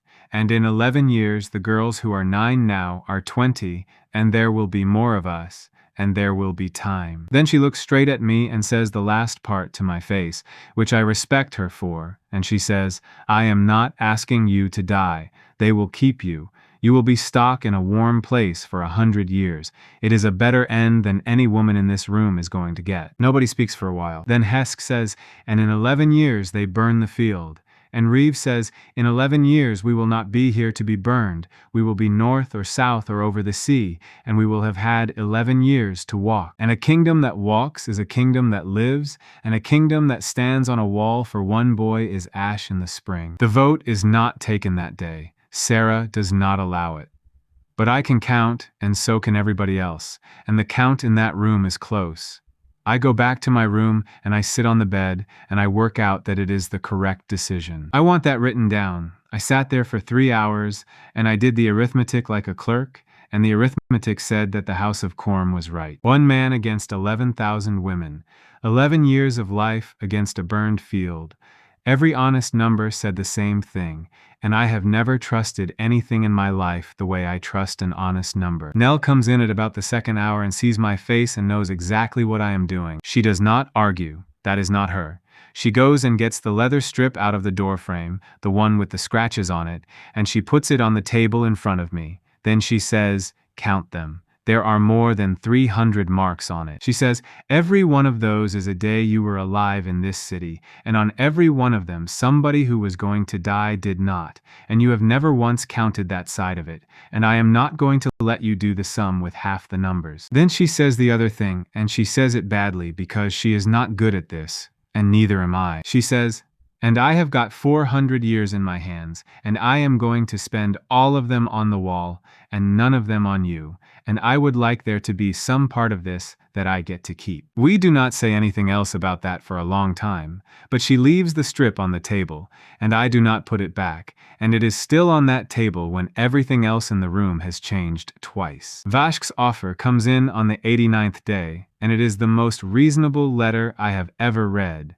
It is written on hide, in a hand as neat as a clerk's, and it is addressed to the Queen of the Field, which tells you everything about how they see us. It says the crate is to be returned intact, undamaged, at the ford, on the day of the second harvest.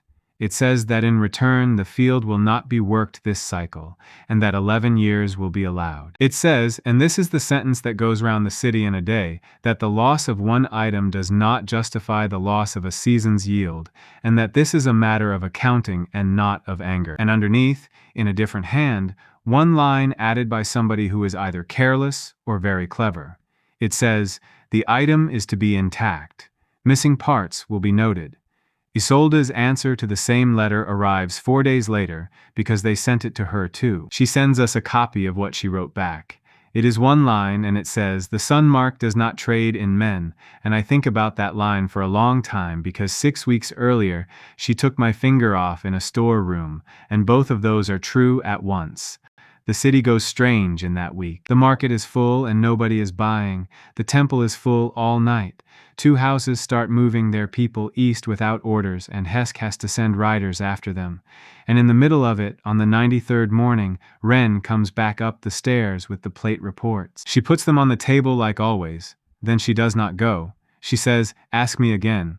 I ask her what she is best at, and this time she does not say charcoal. She says, water. She says it exactly like that, and then she explains, and she has clearly been rehearsing it for weeks. She says she can tell the barrel by the sound the steel makes going in, and that she has been right 30 days in a row now, and that Bree has stopped checking behind her. She says, Bree makes the plate. I stop the plate being ruined. There are 10 forges now, and 9 of them have nobody who can hear it. Then she says the thing that makes it easy. She says, and I can teach it. Because it is a sound, and a sound can be got wrong and got right and got wrong again until you have it, and I have already taught it to one of the girls at the second forge. 13, 38 years old, and I have started using a stick on stairs, which everybody has agreed not to mention. What Ren does with 100-fold is not glamorous and it never gets a song. She goes round 10 forges in 6 days. She listens to their water. She has 3 of the barrels thrown out and 1 of the wells stopped, and she changes the mix in 2 others, and she sits with 16 girls and teaches them the sound the way Hannah teaches a knee. Breeze 90 plates a day become 240 plates a day inside a fortnight, and the failure rate goes from 1 in 7 to 1 in 90. 240 plates a day out of a girl I told to go away. I say sorry to her once, in the doorway of the forge, badly. She says, "You were right, I was carrying charcoal." Then she says, "But you should have asked me what I wanted to be best at, and gone off to shout at somebody about a barrel," which is the second time a 14-year-old has taken a piece out of me, and this one I have deserved for 2 months. They take me on the 94th night, 2 days before the vote. It is not Reeve. Half the kingdom decides that it was, inside a week, and it never was, and there is nothing I can say in any hall that gets it off her. It is 40 women out of 3 houses, and the one who leads them is a captain called Beck, who has a face I have seen 100 times on the stairs and whose name I have to be told. They do it well. They do it at the hour when the guard changes, and they do it with a cart already loaded and the lower gate already opened by a woman who was paid in nothing at all, only asked. They get as far as my door, and then they meet Nell. I am awake for all of it. I hear the first one come off the wall, and I hear the second one go down the stair, and then I hear Nell say, in a perfectly reasonable voice, that the next woman through the door is going to be carried down. And then I hear a young voice say, "We are not here to hurt him. We are here to save 11,000 people, and we know you will not step aside, and there are 40 of us and 1 of you, and please, please." That is the word that gets me out of bed. I open the door myself and I stand in it, and there are 15 of them on the landing with the rest on the stairs behind, and every one of them has her weapon down, and one of them is crying. I tell Nell to move. She does not move.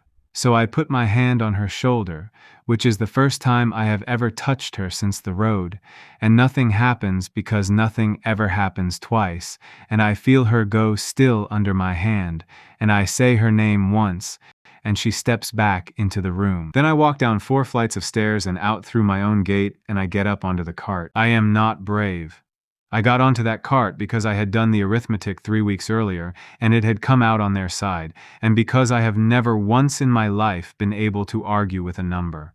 We are 5 leagues out on the Ford Road by dawn. I talk to them the whole way, because there is nothing else to do, and because I have learned that a thing said on a road at night gets heard in a way that a thing said in a hall does not. I do not argue with Beck about whether it is right. She has thought about it more than I have.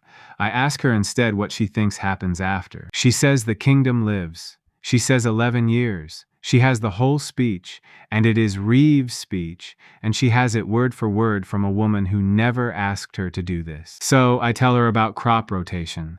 I tell it to her exactly the way the thing in the low store told it to me, in the same order, with the same pride in it. 11 years. Then they burn the field so that what comes up next comes up clean. Beck says I am lying to save myself, and I say that is the most sensible thing anybody has said all night, and you should assume it, and here is the thing you can check, because there is a thing they can check. 14 leagues northeast of the ford, there is a stretch of country that everybody in this kingdom calls the Old Burn, where nothing has grown taller than a man's knee in living memory, and every child here is told it was a forest fire in her grandmother's time. I ask Beck how old her grandmother would be. I ask her to add 11 to it, and then 11 again, and I ask her when the last time was that anybody in this country saw a field of men. The cart goes on for about a mile with nobody saying anything at all. Then a woman at the back, who has not spoken all night, says her mother's village was in the Old Burn. She says there is a stone bridge in the middle of it, with no road going to it, and that she has stood on that bridge, and that she has never once wondered why it was there. They turn the cart round at the 7th milestone, not all of them. 9 keep walking north, and I let them go, and I have never found out what happened to them, and I think about that too. Hesk meets us 4 leagues out with 200 riders. She has been on that road since an hour after they took me, and she has been going the wrong way for most of it, because Beck did the thing properly and left a false trail. She looks at me on the cart. She looks at Beck on the seat. And she says, "Is anybody dead?" 2 on the stairs. Both by Nell, both alive at the end of it. One of them will not use her arm again. And Hesk says, "Then we will hang the captain and be done." And Beck puts her hands out for the rope without being told, which is a thing I did not expect, and which changes everything about what I do next. I ask for them, all 40, and the 9 who went north if anybody ever finds them. I ask Sarah in the hall in front of the whole council on the morning of the vote, with the marks of the cart still on my coat. Reeve of Corm stands up and says, "I am buying a faction," which is exactly what she would say. And I say that I am buying 40 women who were prepared to be hanged for a piece of arithmetic, and that I would rather have them than most of the people in this room. I get them, and then I do the only thing I know how to do with people, which is take them into the counting room one at a time with Perrin and ask them the question. 40 women, 40 lines in the book. It takes 2 days. Beck's line says roads. She can look at a country and see where a cart will go and where a cart will be seen from. And she proved it on the 94th night by taking a man out of a walled city and losing a marshal for 5 hours. There is a woman among them who has been keeping bees for 20 years. There is a woman who is the best hand in the kingdom with a bad horse.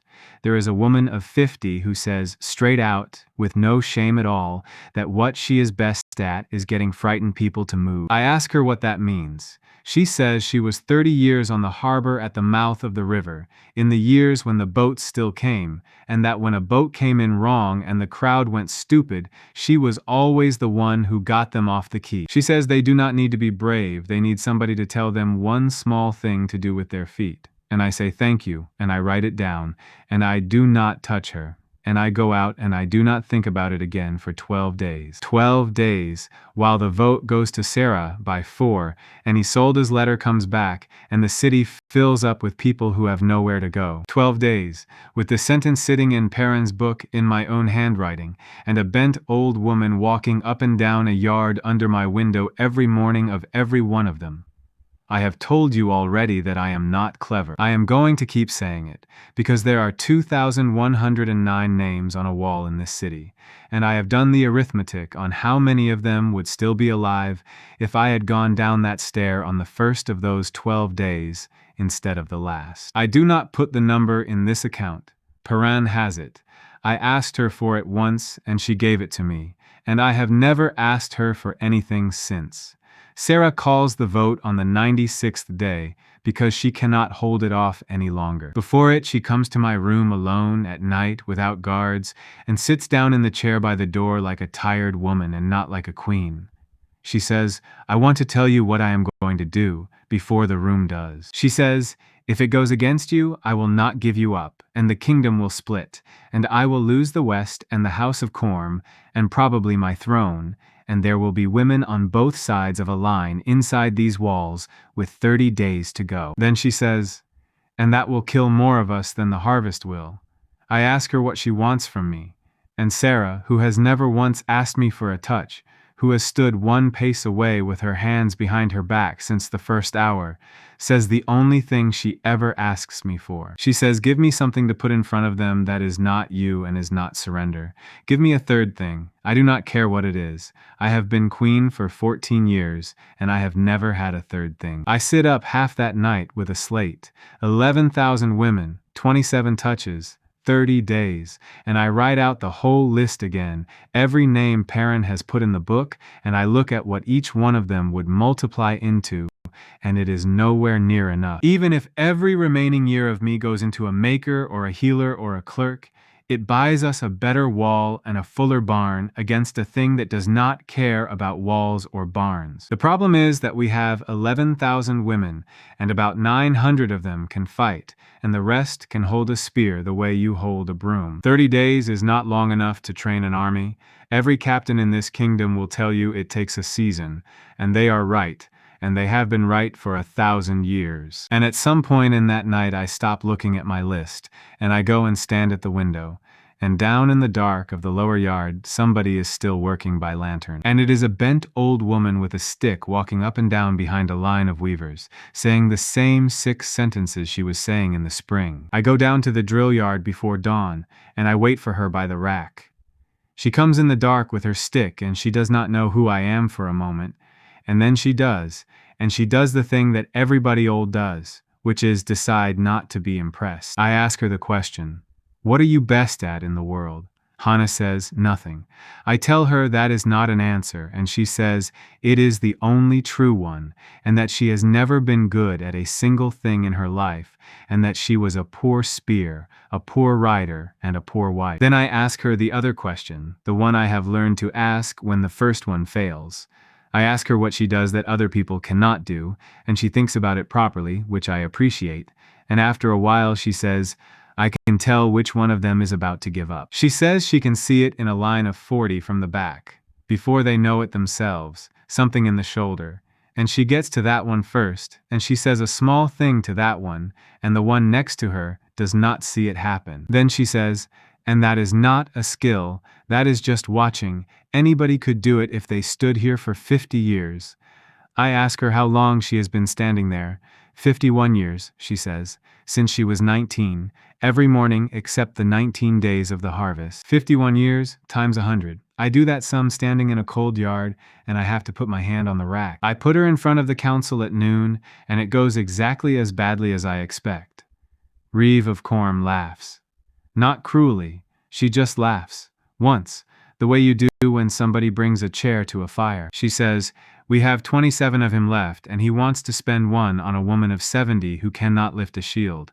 And Dessa, who is my failure, and who has every right to hate me and does not, stands up." She says that she trained under Hannah in her first year, and that everybody in this room over 30 trained under Hannah in their first year, and that she has never once thought about that until this moment. Then Hesk asks the only question that matters, and she asks it of me and not of Hannah. She says, "How long to make a woman who can stand in a line?" I say 1 season by every book you own. She says, "And with this," and I say the number I have worked out on a slate at 3 in the morning, and I say it carefully because I am about to bet a kingdom on it. I say, "Hannah turns raw women into a shield line in 3 weeks. She has done it 4 times this year in front of witnesses, and Perrin has the dates. 100-fold does not make her faster than that. That is not what it does. It makes her able to see every mistake in every woman in every line at once, and it makes her able to say the right small thing to each one of them, and most of all, it makes her able to put that into other teachers." Then I say the thing that wins it. I say, "We do not need 11,000 soldiers. We need 11,000 women who will stand where they are put for 1 day in Breeze Plate, in a line that does not open." Reeve says that is not an army. And I say no, it is a fence. You do not chase a thing that has come to eat a field. You put something round the field that it cannot get through, and you stand behind it. The vote goes to Sarah by 4. I touch Hannah in the drill yard at dawn because she refuses to do it anywhere else, in front of the line she is teaching that morning.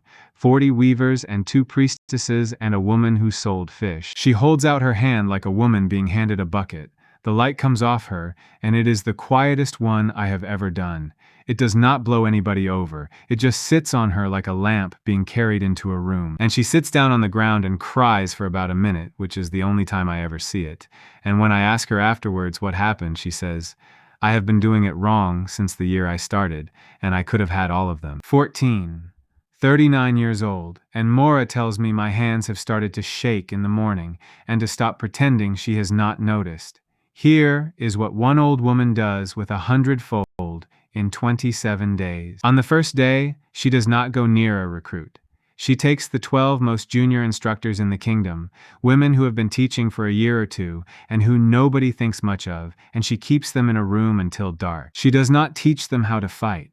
She teaches them the 6 sentences, and when to say each one, and how to see the shoulder. On the 3rd day, those 12 are each running a line of 40, and Hana walks between them all day saying almost nothing, and correcting the teacher and not the line. On the 9th day, there are 140 teachers.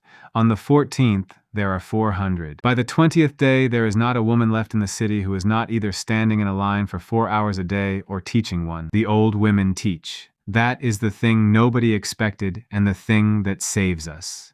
Hana goes and gets every woman in the kingdom over 60, the ones who have been sitting in the almshouse and the temple yards being fed a quarter ration, and she puts a stick in their hands. 700 of them. Women who have watched every drill in this city for 40 years from the edge of it, and who know exactly what a badly held spear looks like, even if they could not hold one to save their lives. She is right about all of them. She can see it in an hour. Perrin's board gets a 4th number on it that month. Women in the line. Day 1, 2,900. Day 9, 5,400. Day 14, 8,000. Day 20, 11,200, which is everybody who can stand, including one woman of 81 who threatens Hesk with a stick when they try to send her home. They are not soldiers. I want to be honest about that because there is a version of this story where they become soldiers in a month, and that version is a lie. They cannot maneuver. They cannot advance. Half of them will foul their own feet if the line turns. What they can do is stand in breeze plate, shoulder against shoulder, with a spear butt in the dirt at the angle Hana shows them, and not open when something comes at the front of it. That is all we need them to do. That is the whole of the plan. I spend the rest of what I have got in the last 3 weeks and I spend it all on multipliers, and I will list them, because every one of them earned it and because Perrin kept the book. The Fletcher at the East Yard, who has been making arrows for 30 years and who now teaches 800 women to make them in an afternoon. 15. The woman who breaks horses at the South Stable, who does not make better horses, she makes better handlers, and gives us 400 women who can hold a cart team steady in noise. 16. The signal woman off the West Tower, who redraws the whole flag code in one night so that a farm woman can read it at half a mile. 17. A cook. Yes, a cook.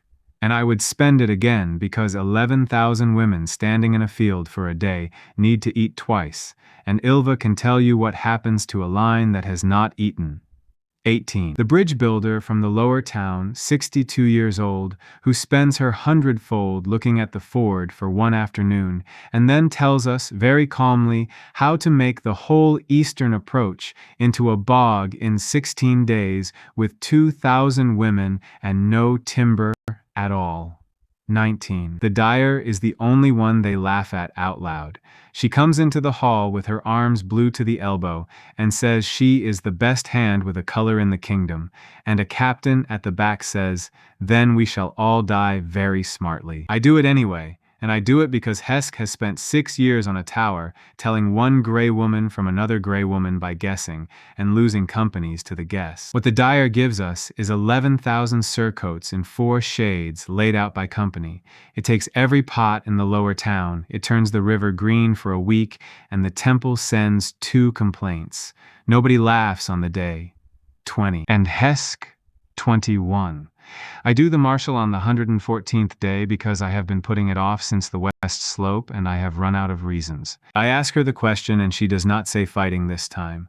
She has had 5 months to think about it. She says, "I keep the shape of a whole field in my head." That is exactly right.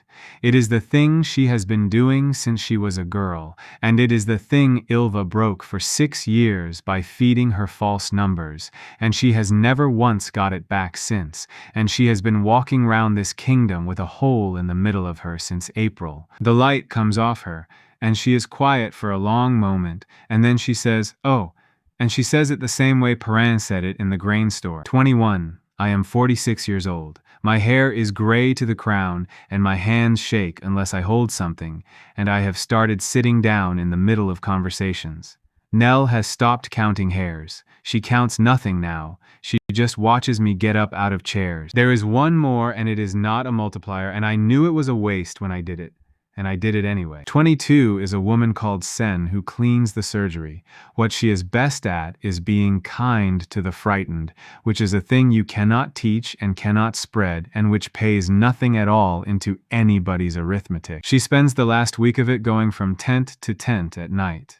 11,000 women waiting in a field for a thing that has eaten the world, and one woman moving through them in the dark who is 100-fold good at sitting down next to somebody. Hesk put it in her report. Hesk, of all people. She wrote that the line held on the left in the 3rd hour, and that in her judgment it held because of the woman with the water bucket the night before, and she signed it. Ilva's map takes 19 days, and it is the most careful thing anybody does in this whole war. The idea is simple, and the work is not. Vashk wants to know where my 18 will be standing on the day. So we tell him 11 different ways, and every way is wrong, and every way has to arrive by a route he trusts. A thing that keeps books does not believe one report. It believes the same fact arriving from 4 places that do not know about each other. So Ilva builds 4 places that do not know about each other. The first is a runner. We let one of their own get away from the West Camp with a satchel on him, and in the satchel is a marching order in my handwriting, in their script, which by then I can do well enough that Ilva has stopped standing over me while I write it. The second is a village. There is a hamlet on the South Road that has been talking to them for 2 years to keep from being burned, and everybody in this kingdom has known about it for 2 years, and nobody has ever touched it. Hesk calls it the leaky bucket, and she has been leaving it alone since the 3rd year on purpose. So we fill the bucket.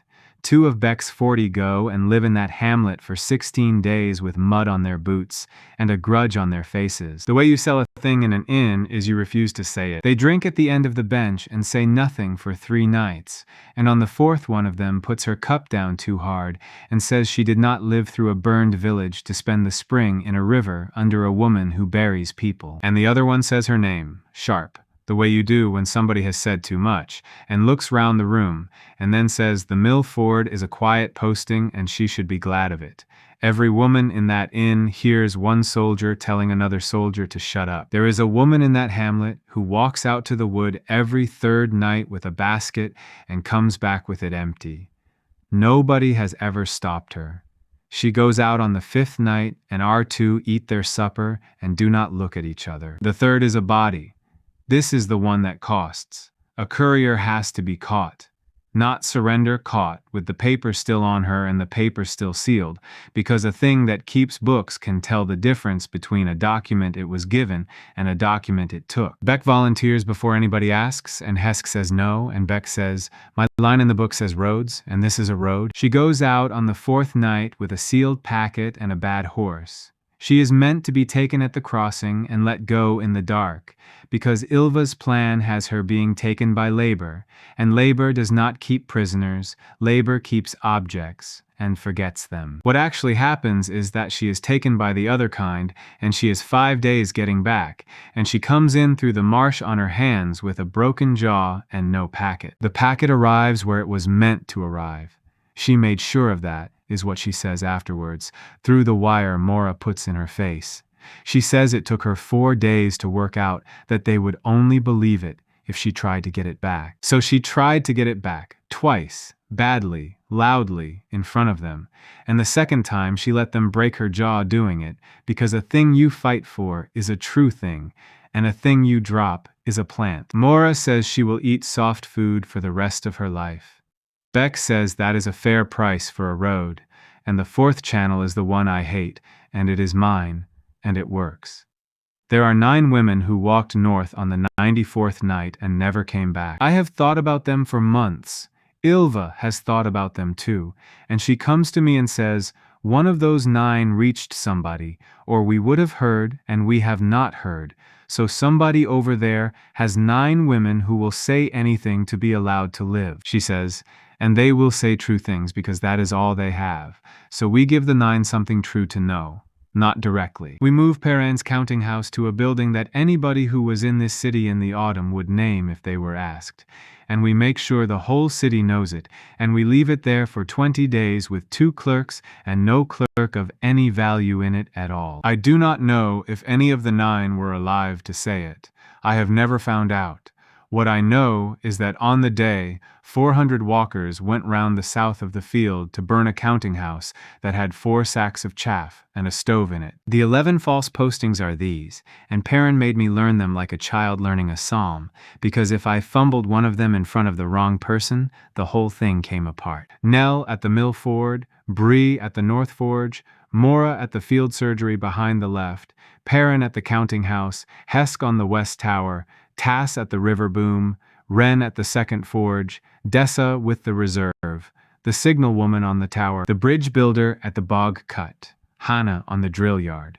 10 of those are lies. One of them is true, and it has to be, because a thing that keeps books tests one item in 11, and Ylva says so, and Ylva has never once been wrong about how a careful thing checks a story. The true one is Hannah on the drill yard in the open, where anybody can see her from the ridge. I fight Ylva about that for 2 days, and she wins the argument the way she wins all of them, which is by being right. She says they have to be able to confirm one. It has to be the one that does not matter to them. And there is no creature in that whole army that will look at a bent old woman on a training yard and put a pin in the map, which is exactly what we did to her ourselves in the spring when a captain made a joke about wasting a touch, and I laughed. Bree spends the day 16 leagues out with 4 wagons and 30 smiths making plate in a barn. Perrin is not in the counting house. Perrin is in a cellar under the temple with 40 clerks and every ledger in the kingdom. Nell is not at the mill ford. Nell is at the join on the right of a line 2 miles long, which is a place that appears on no map anywhere, because until the morning of the day itself, that line did not exist as a thing that could be drawn. That is the piece of it that I did not plan, and that saved us.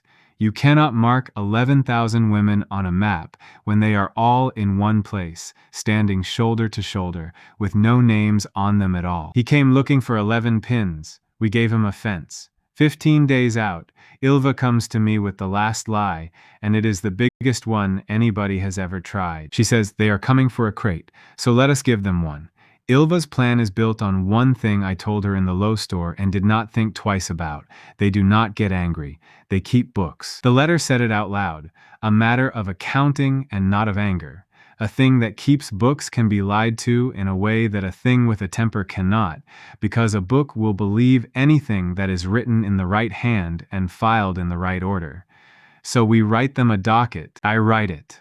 4 nights, on hide, in a script I learned by hearing it, which is a thing that should not be possible and which shows in the letters, and Ylva makes me do it 20 times until the hand stops looking careful. It says that crate 9 of the second column was recovered in the 3rd year by a party out of the west and forwarded north. It says the contents were found spoiled on inspection. It says the loss was noted and the crate was struck from the standing list. And it is dated in the 3rd year, and it is worn, and it has been in a wagon, because Ylva has had it dragged behind a cart for 2 days and then rained on. We put it in a crate at the ford, on the day, with the seal broken and the lid loose, the way a thing looks when it has already been opened by somebody else years ago. The crate is not empty. There is a body in it. I am not going to be delicate about this because nobody was delicate about it at the time. There are no men in this world to put in a box. There has not been a male body in this kingdom for 7 years. What there is a walker we took at the elbow, dead 4 days, wrapped in the gray cloth they use, with my ruined shirt on it and my blood on the shirt, and a hand missing a finger at the second joint that Mora took off a demon and made look like something else. Mora does that work herself over 2 days and does not let anybody watch, and afterwards she goes and sits in the yard for a long time. Perrin says the odds are poor, and she is right. Ylva says the odds do not have to be good. They have to be good enough to make a careful thing split its column, and she is right too. He splits it, and on the morning of the day he does the other thing Ylva paid a jaw for. He sends 11 strike parties out ahead of his column to 11 marked places. Every one of them arrives at a forge with no smith in it, a counting house full of chaff, a ford with nobody at it, and a tower with a girl of 14 on it waving a flag. Vashk sends 4,000 to the ford to collect a crate and check a docket, and he brings the rest of it, 31,000, around to the eastern approach where the ground is dry and where he can put his weight on us. The eastern approach is dry because the bridge builder spent 16 days and 2,000 women making the north end wet, and doing it in a way that looks like weather and not like work. He comes onto the ground we picked. That is what the lie bought. Not victory. Ground. We stand at dawn on the 121st day in a line 4 deep and 2 miles long, 11,200 women in gray plate with the dyer's colors on their shoulders, on a low rise with a bog on the left and the river at our backs. I am on the tower with Hesk and Perrin and a signal girl and a chair, and I am 47 years old and I need the chair. Nell is down in the line, on the right, at the join, which is the place that breaks first in every battle anybody has ever fought. I asked her not to. She said no. I said please, and she said, I have 400 years in my hands, and you spent a year of yourself buying them, and if I stand next to your chair all day, you will have wasted it. And she went down the stair. Here is the shape of that day, as clearly as I can give it to you. They come at 8 in the morning, and they come at the center, because Vashk can count, and the center is where the weavers are. The line bends. It does not open. That is the whole of the first 3 hours, and it is not exciting to watch, and it was the most frightening thing I have ever seen. 11,000 women standing in one place, while a gray tide comes up against the front of them and stops. They stop because of the plate. They stand because of the 6 sentences. Hana is behind the center with a stick, 70 years old, in no armor at all, walking the back of the line all morning at the pace of a woman going to market, saying small things to particular people. I watch her through the glass, and I cannot hear a word of it, and I can see it work. A woman in the 3rd rank starts to come apart, and her shoulder goes, and before it has finished going, Hana is there, and then the shoulder comes back. She does that 400 times before noon. At the 4th hour, they get through on the left, where the ground is best, and it goes very badly for about 20 minutes. Hesk reads it before it happens. That is her 100-fold. That is the whole of what she bought with my year, and she reads it 4 minutes before the break. And she has 2 companies of the reserve moving to the left before the officer on the left even knows she is in trouble. The dyer's colors are why it works. Hesk points at a block of green and says green, and the signal girl runs the flags, and a woman with no training at all in a field of 11,000 looks up and sees her own color and knows the order is for her. We lose 410 women in those 20 minutes. It is the same number we lost on the whole North Wall night, and it happens in a quarter of an hour, and I sit in a chair on a tower and watch it happen. All through those hours, there is water going down that line. 2 miles of front, out and back and out again, and 11,000 women drink standing up in plate in the sun, and not one of them goes down in the heat. Pell is in no report of that day. She is the water girl out of the great hall, the second woman I ever touched, and what she has done since she could walk is carry water up a hill, and on the last day of the world she does it again. At noon, they change, and they come at the join on the right, and that is where they meet Nell. I have told you what she is. I am not going to dress it up. There is a place on the right of that line, about the width of a barn door, where the gray does not advance at any point in that day, and everything either side of it moves back and forward like a tide, and that place does not move. They stop trying at about the 2nd hour of it. Actual walkers, actual demons, going round rather than through, which is a thing they are not built to do, and which fouls their own advance. At the 6th hour, Vash comes up himself, and everything changes, because he is not stupid, and he has finally seen the whole of it. He does not attack the line again. He turns his column 90 degrees and starts moving along our front towards the tower. He has understood that there is only one thing on this field that matters, and it is a man of 47 in a chair, and if he takes it, the fence is just 11,000 women standing in a wet field with nowhere to go. Hesk sees it before I do and starts shouting, and I put my hand on her arm. I say, "Let him come," because I have been sitting in that chair since dawn with one thing left that I have not spent, and it is not a touch. 7 years in the dark, listening, and the thing I heard most, over and over, day after day, in wagons and in holds, and in that place that dripped, was the shape of an order being given. The one who gives it says his own name first. every time. It is the whole of how they are put together. The name is the authority and the voice is nothing, because they do not see each other and they do not need to. I stand up out of the chair and I go to the rail and I wait until the head of that column is close enough that I can see the gray of them properly, 400 paces, and then I use the only weapon I have ever personally owned. I say his name, in his own tongue, in the accent of the ones who carried me for 7 years. And then I give the order to halt. 10,000 of them stop, not the officers. The officers turn round and look for him. The labor, the gray ones, the ones who take orders by name and have never in the history of the world been given a false one, stop dead in a field with their weight going forward. They stop for about 9 seconds. 9 seconds is very short. It is also long enough for 31,000 things moving in one direction to be turned into a pile, because the 10,000 at the front stop and the 20,000 behind them do not, and the whole of Vashk's right walks into the back of its own halt at the edge of a bog. Hesk does not need to be told.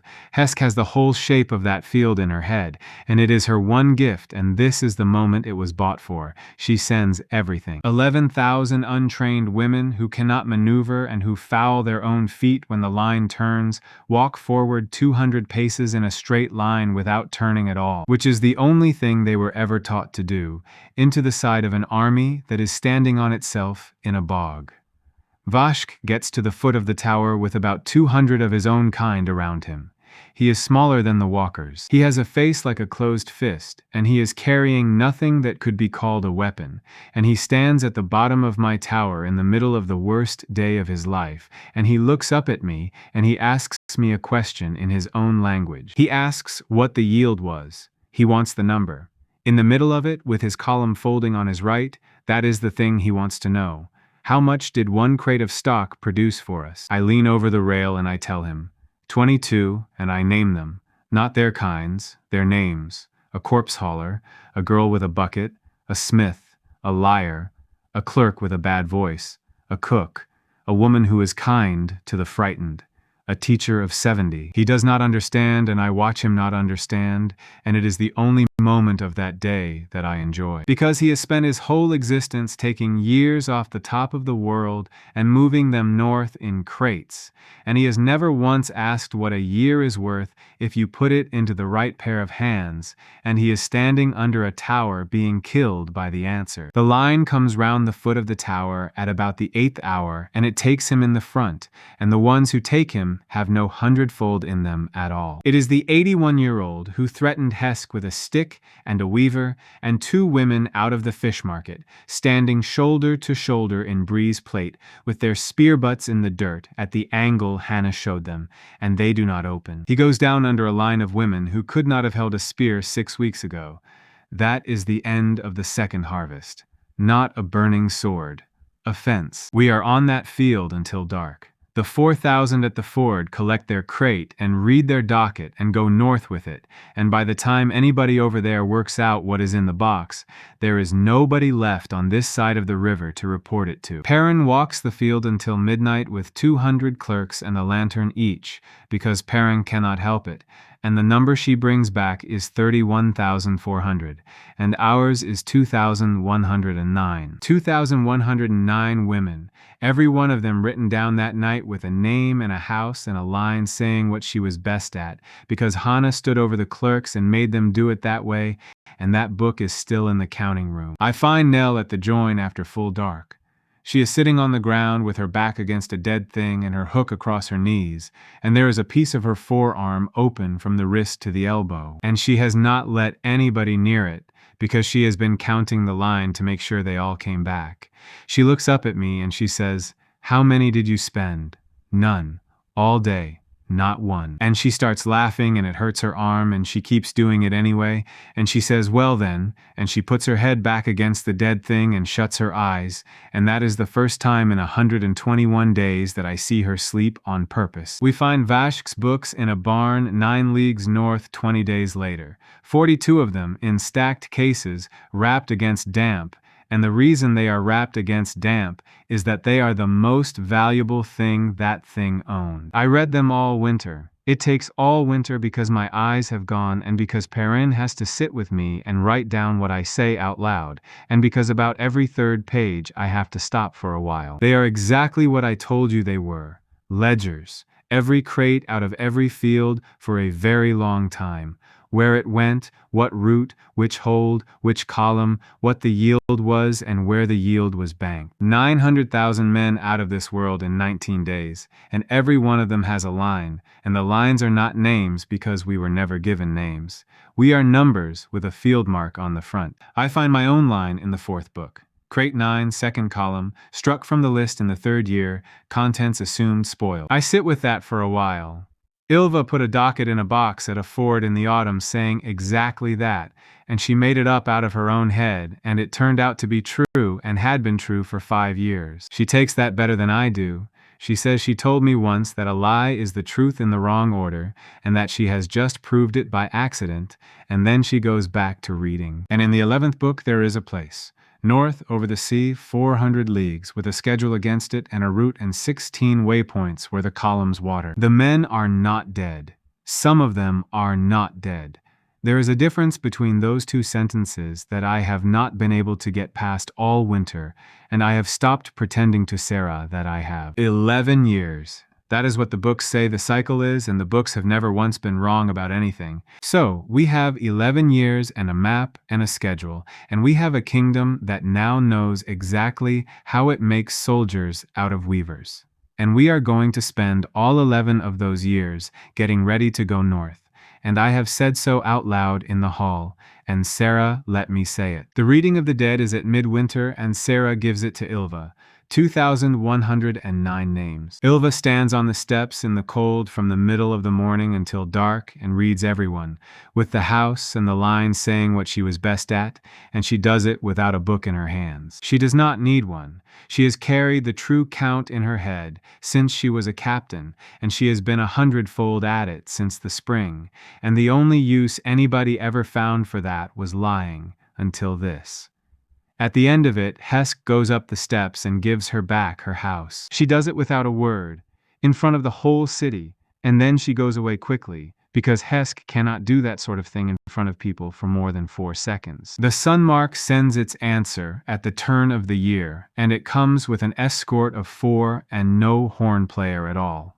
There is a small silver case with a finger in it and a letter from Isolde in her own hand, and the letter is 1 page, and I am not going to read it out. The line that matters is the last one. She names her 4th touch, the one I put in credit for her, and she names it to a woman of my choosing in a kingdom of my choosing, which in plain speech means she has given it back. I spend it on a woman in the lower town who has been mending nets for 30 years, and who taught Tass everything Tass knew before she ever touched me. That is 23, and it is the last one I do quickly, and Mora says so in a voice that makes the clerks leave the room. She says 12. She says it flat, with her ear still against my chest. 12 left, and then I stop having a discussion with you and start having one with your queen. I am 48 years old. I look about 70, and I get told so, mostly by Ren, who has turned 15 and has become intolerable. Bree makes her master of the second forge in the spring, and she is the youngest master in the history of this kingdom by 19 years. She still brings the plate reports up herself. She says it is because nobody else can read Bree's hand, and we both know that is not why. The yard opens again in the spring, and the queue comes back, and it goes down the steps and out through the arch and along the road further than I can see from the window. The queue belongs to Hana now. 700 a day from every corner of the kingdom, and now from over the eastern hills as well, standing in the cold to get on a list to be taught, and the list is run by 400 old women with sticks, and the waiting time is 14 weeks. Perrin's book has 41,000 names in it now. Everyone with a line saying what she is best at, witnessed by 2, and there are clerks in 20 towns adding to it, and it has stopped being a list of candidates for me a long time ago. It is just a thing the kingdom does now. You find out what you are best at, and you say it out loud, and 2 people who have watched you sign that it is true. Hana says that is worth more than anything I ever did with my hand, and she says it to my face at least once a month, and she is probably right. And she is definitely enjoying it. Nell moves the pallet inside in the summer. That is the whole of it. I am not going to make a speech about it because neither of us did. She had slept across that doorway for 461 nights, through a broken collarbone and a cellar at Ash Cross, and an arm laid open from wrist to elbow. And one evening in the summer, she picked the thing up and carried it into the room and put it down by the window and said, "The corridor is cold." I said I had noticed that about 400 nights ago. She said, "Well," and that was the end of the discussion, and we have not had it again since. She still counts. I found the new strip in the summer, nailed inside the window frame this time. It counts the ones I have not spent. 12 scratches, and every few months she takes her knife and crosses one out, and does not say anything about it, and I do not either.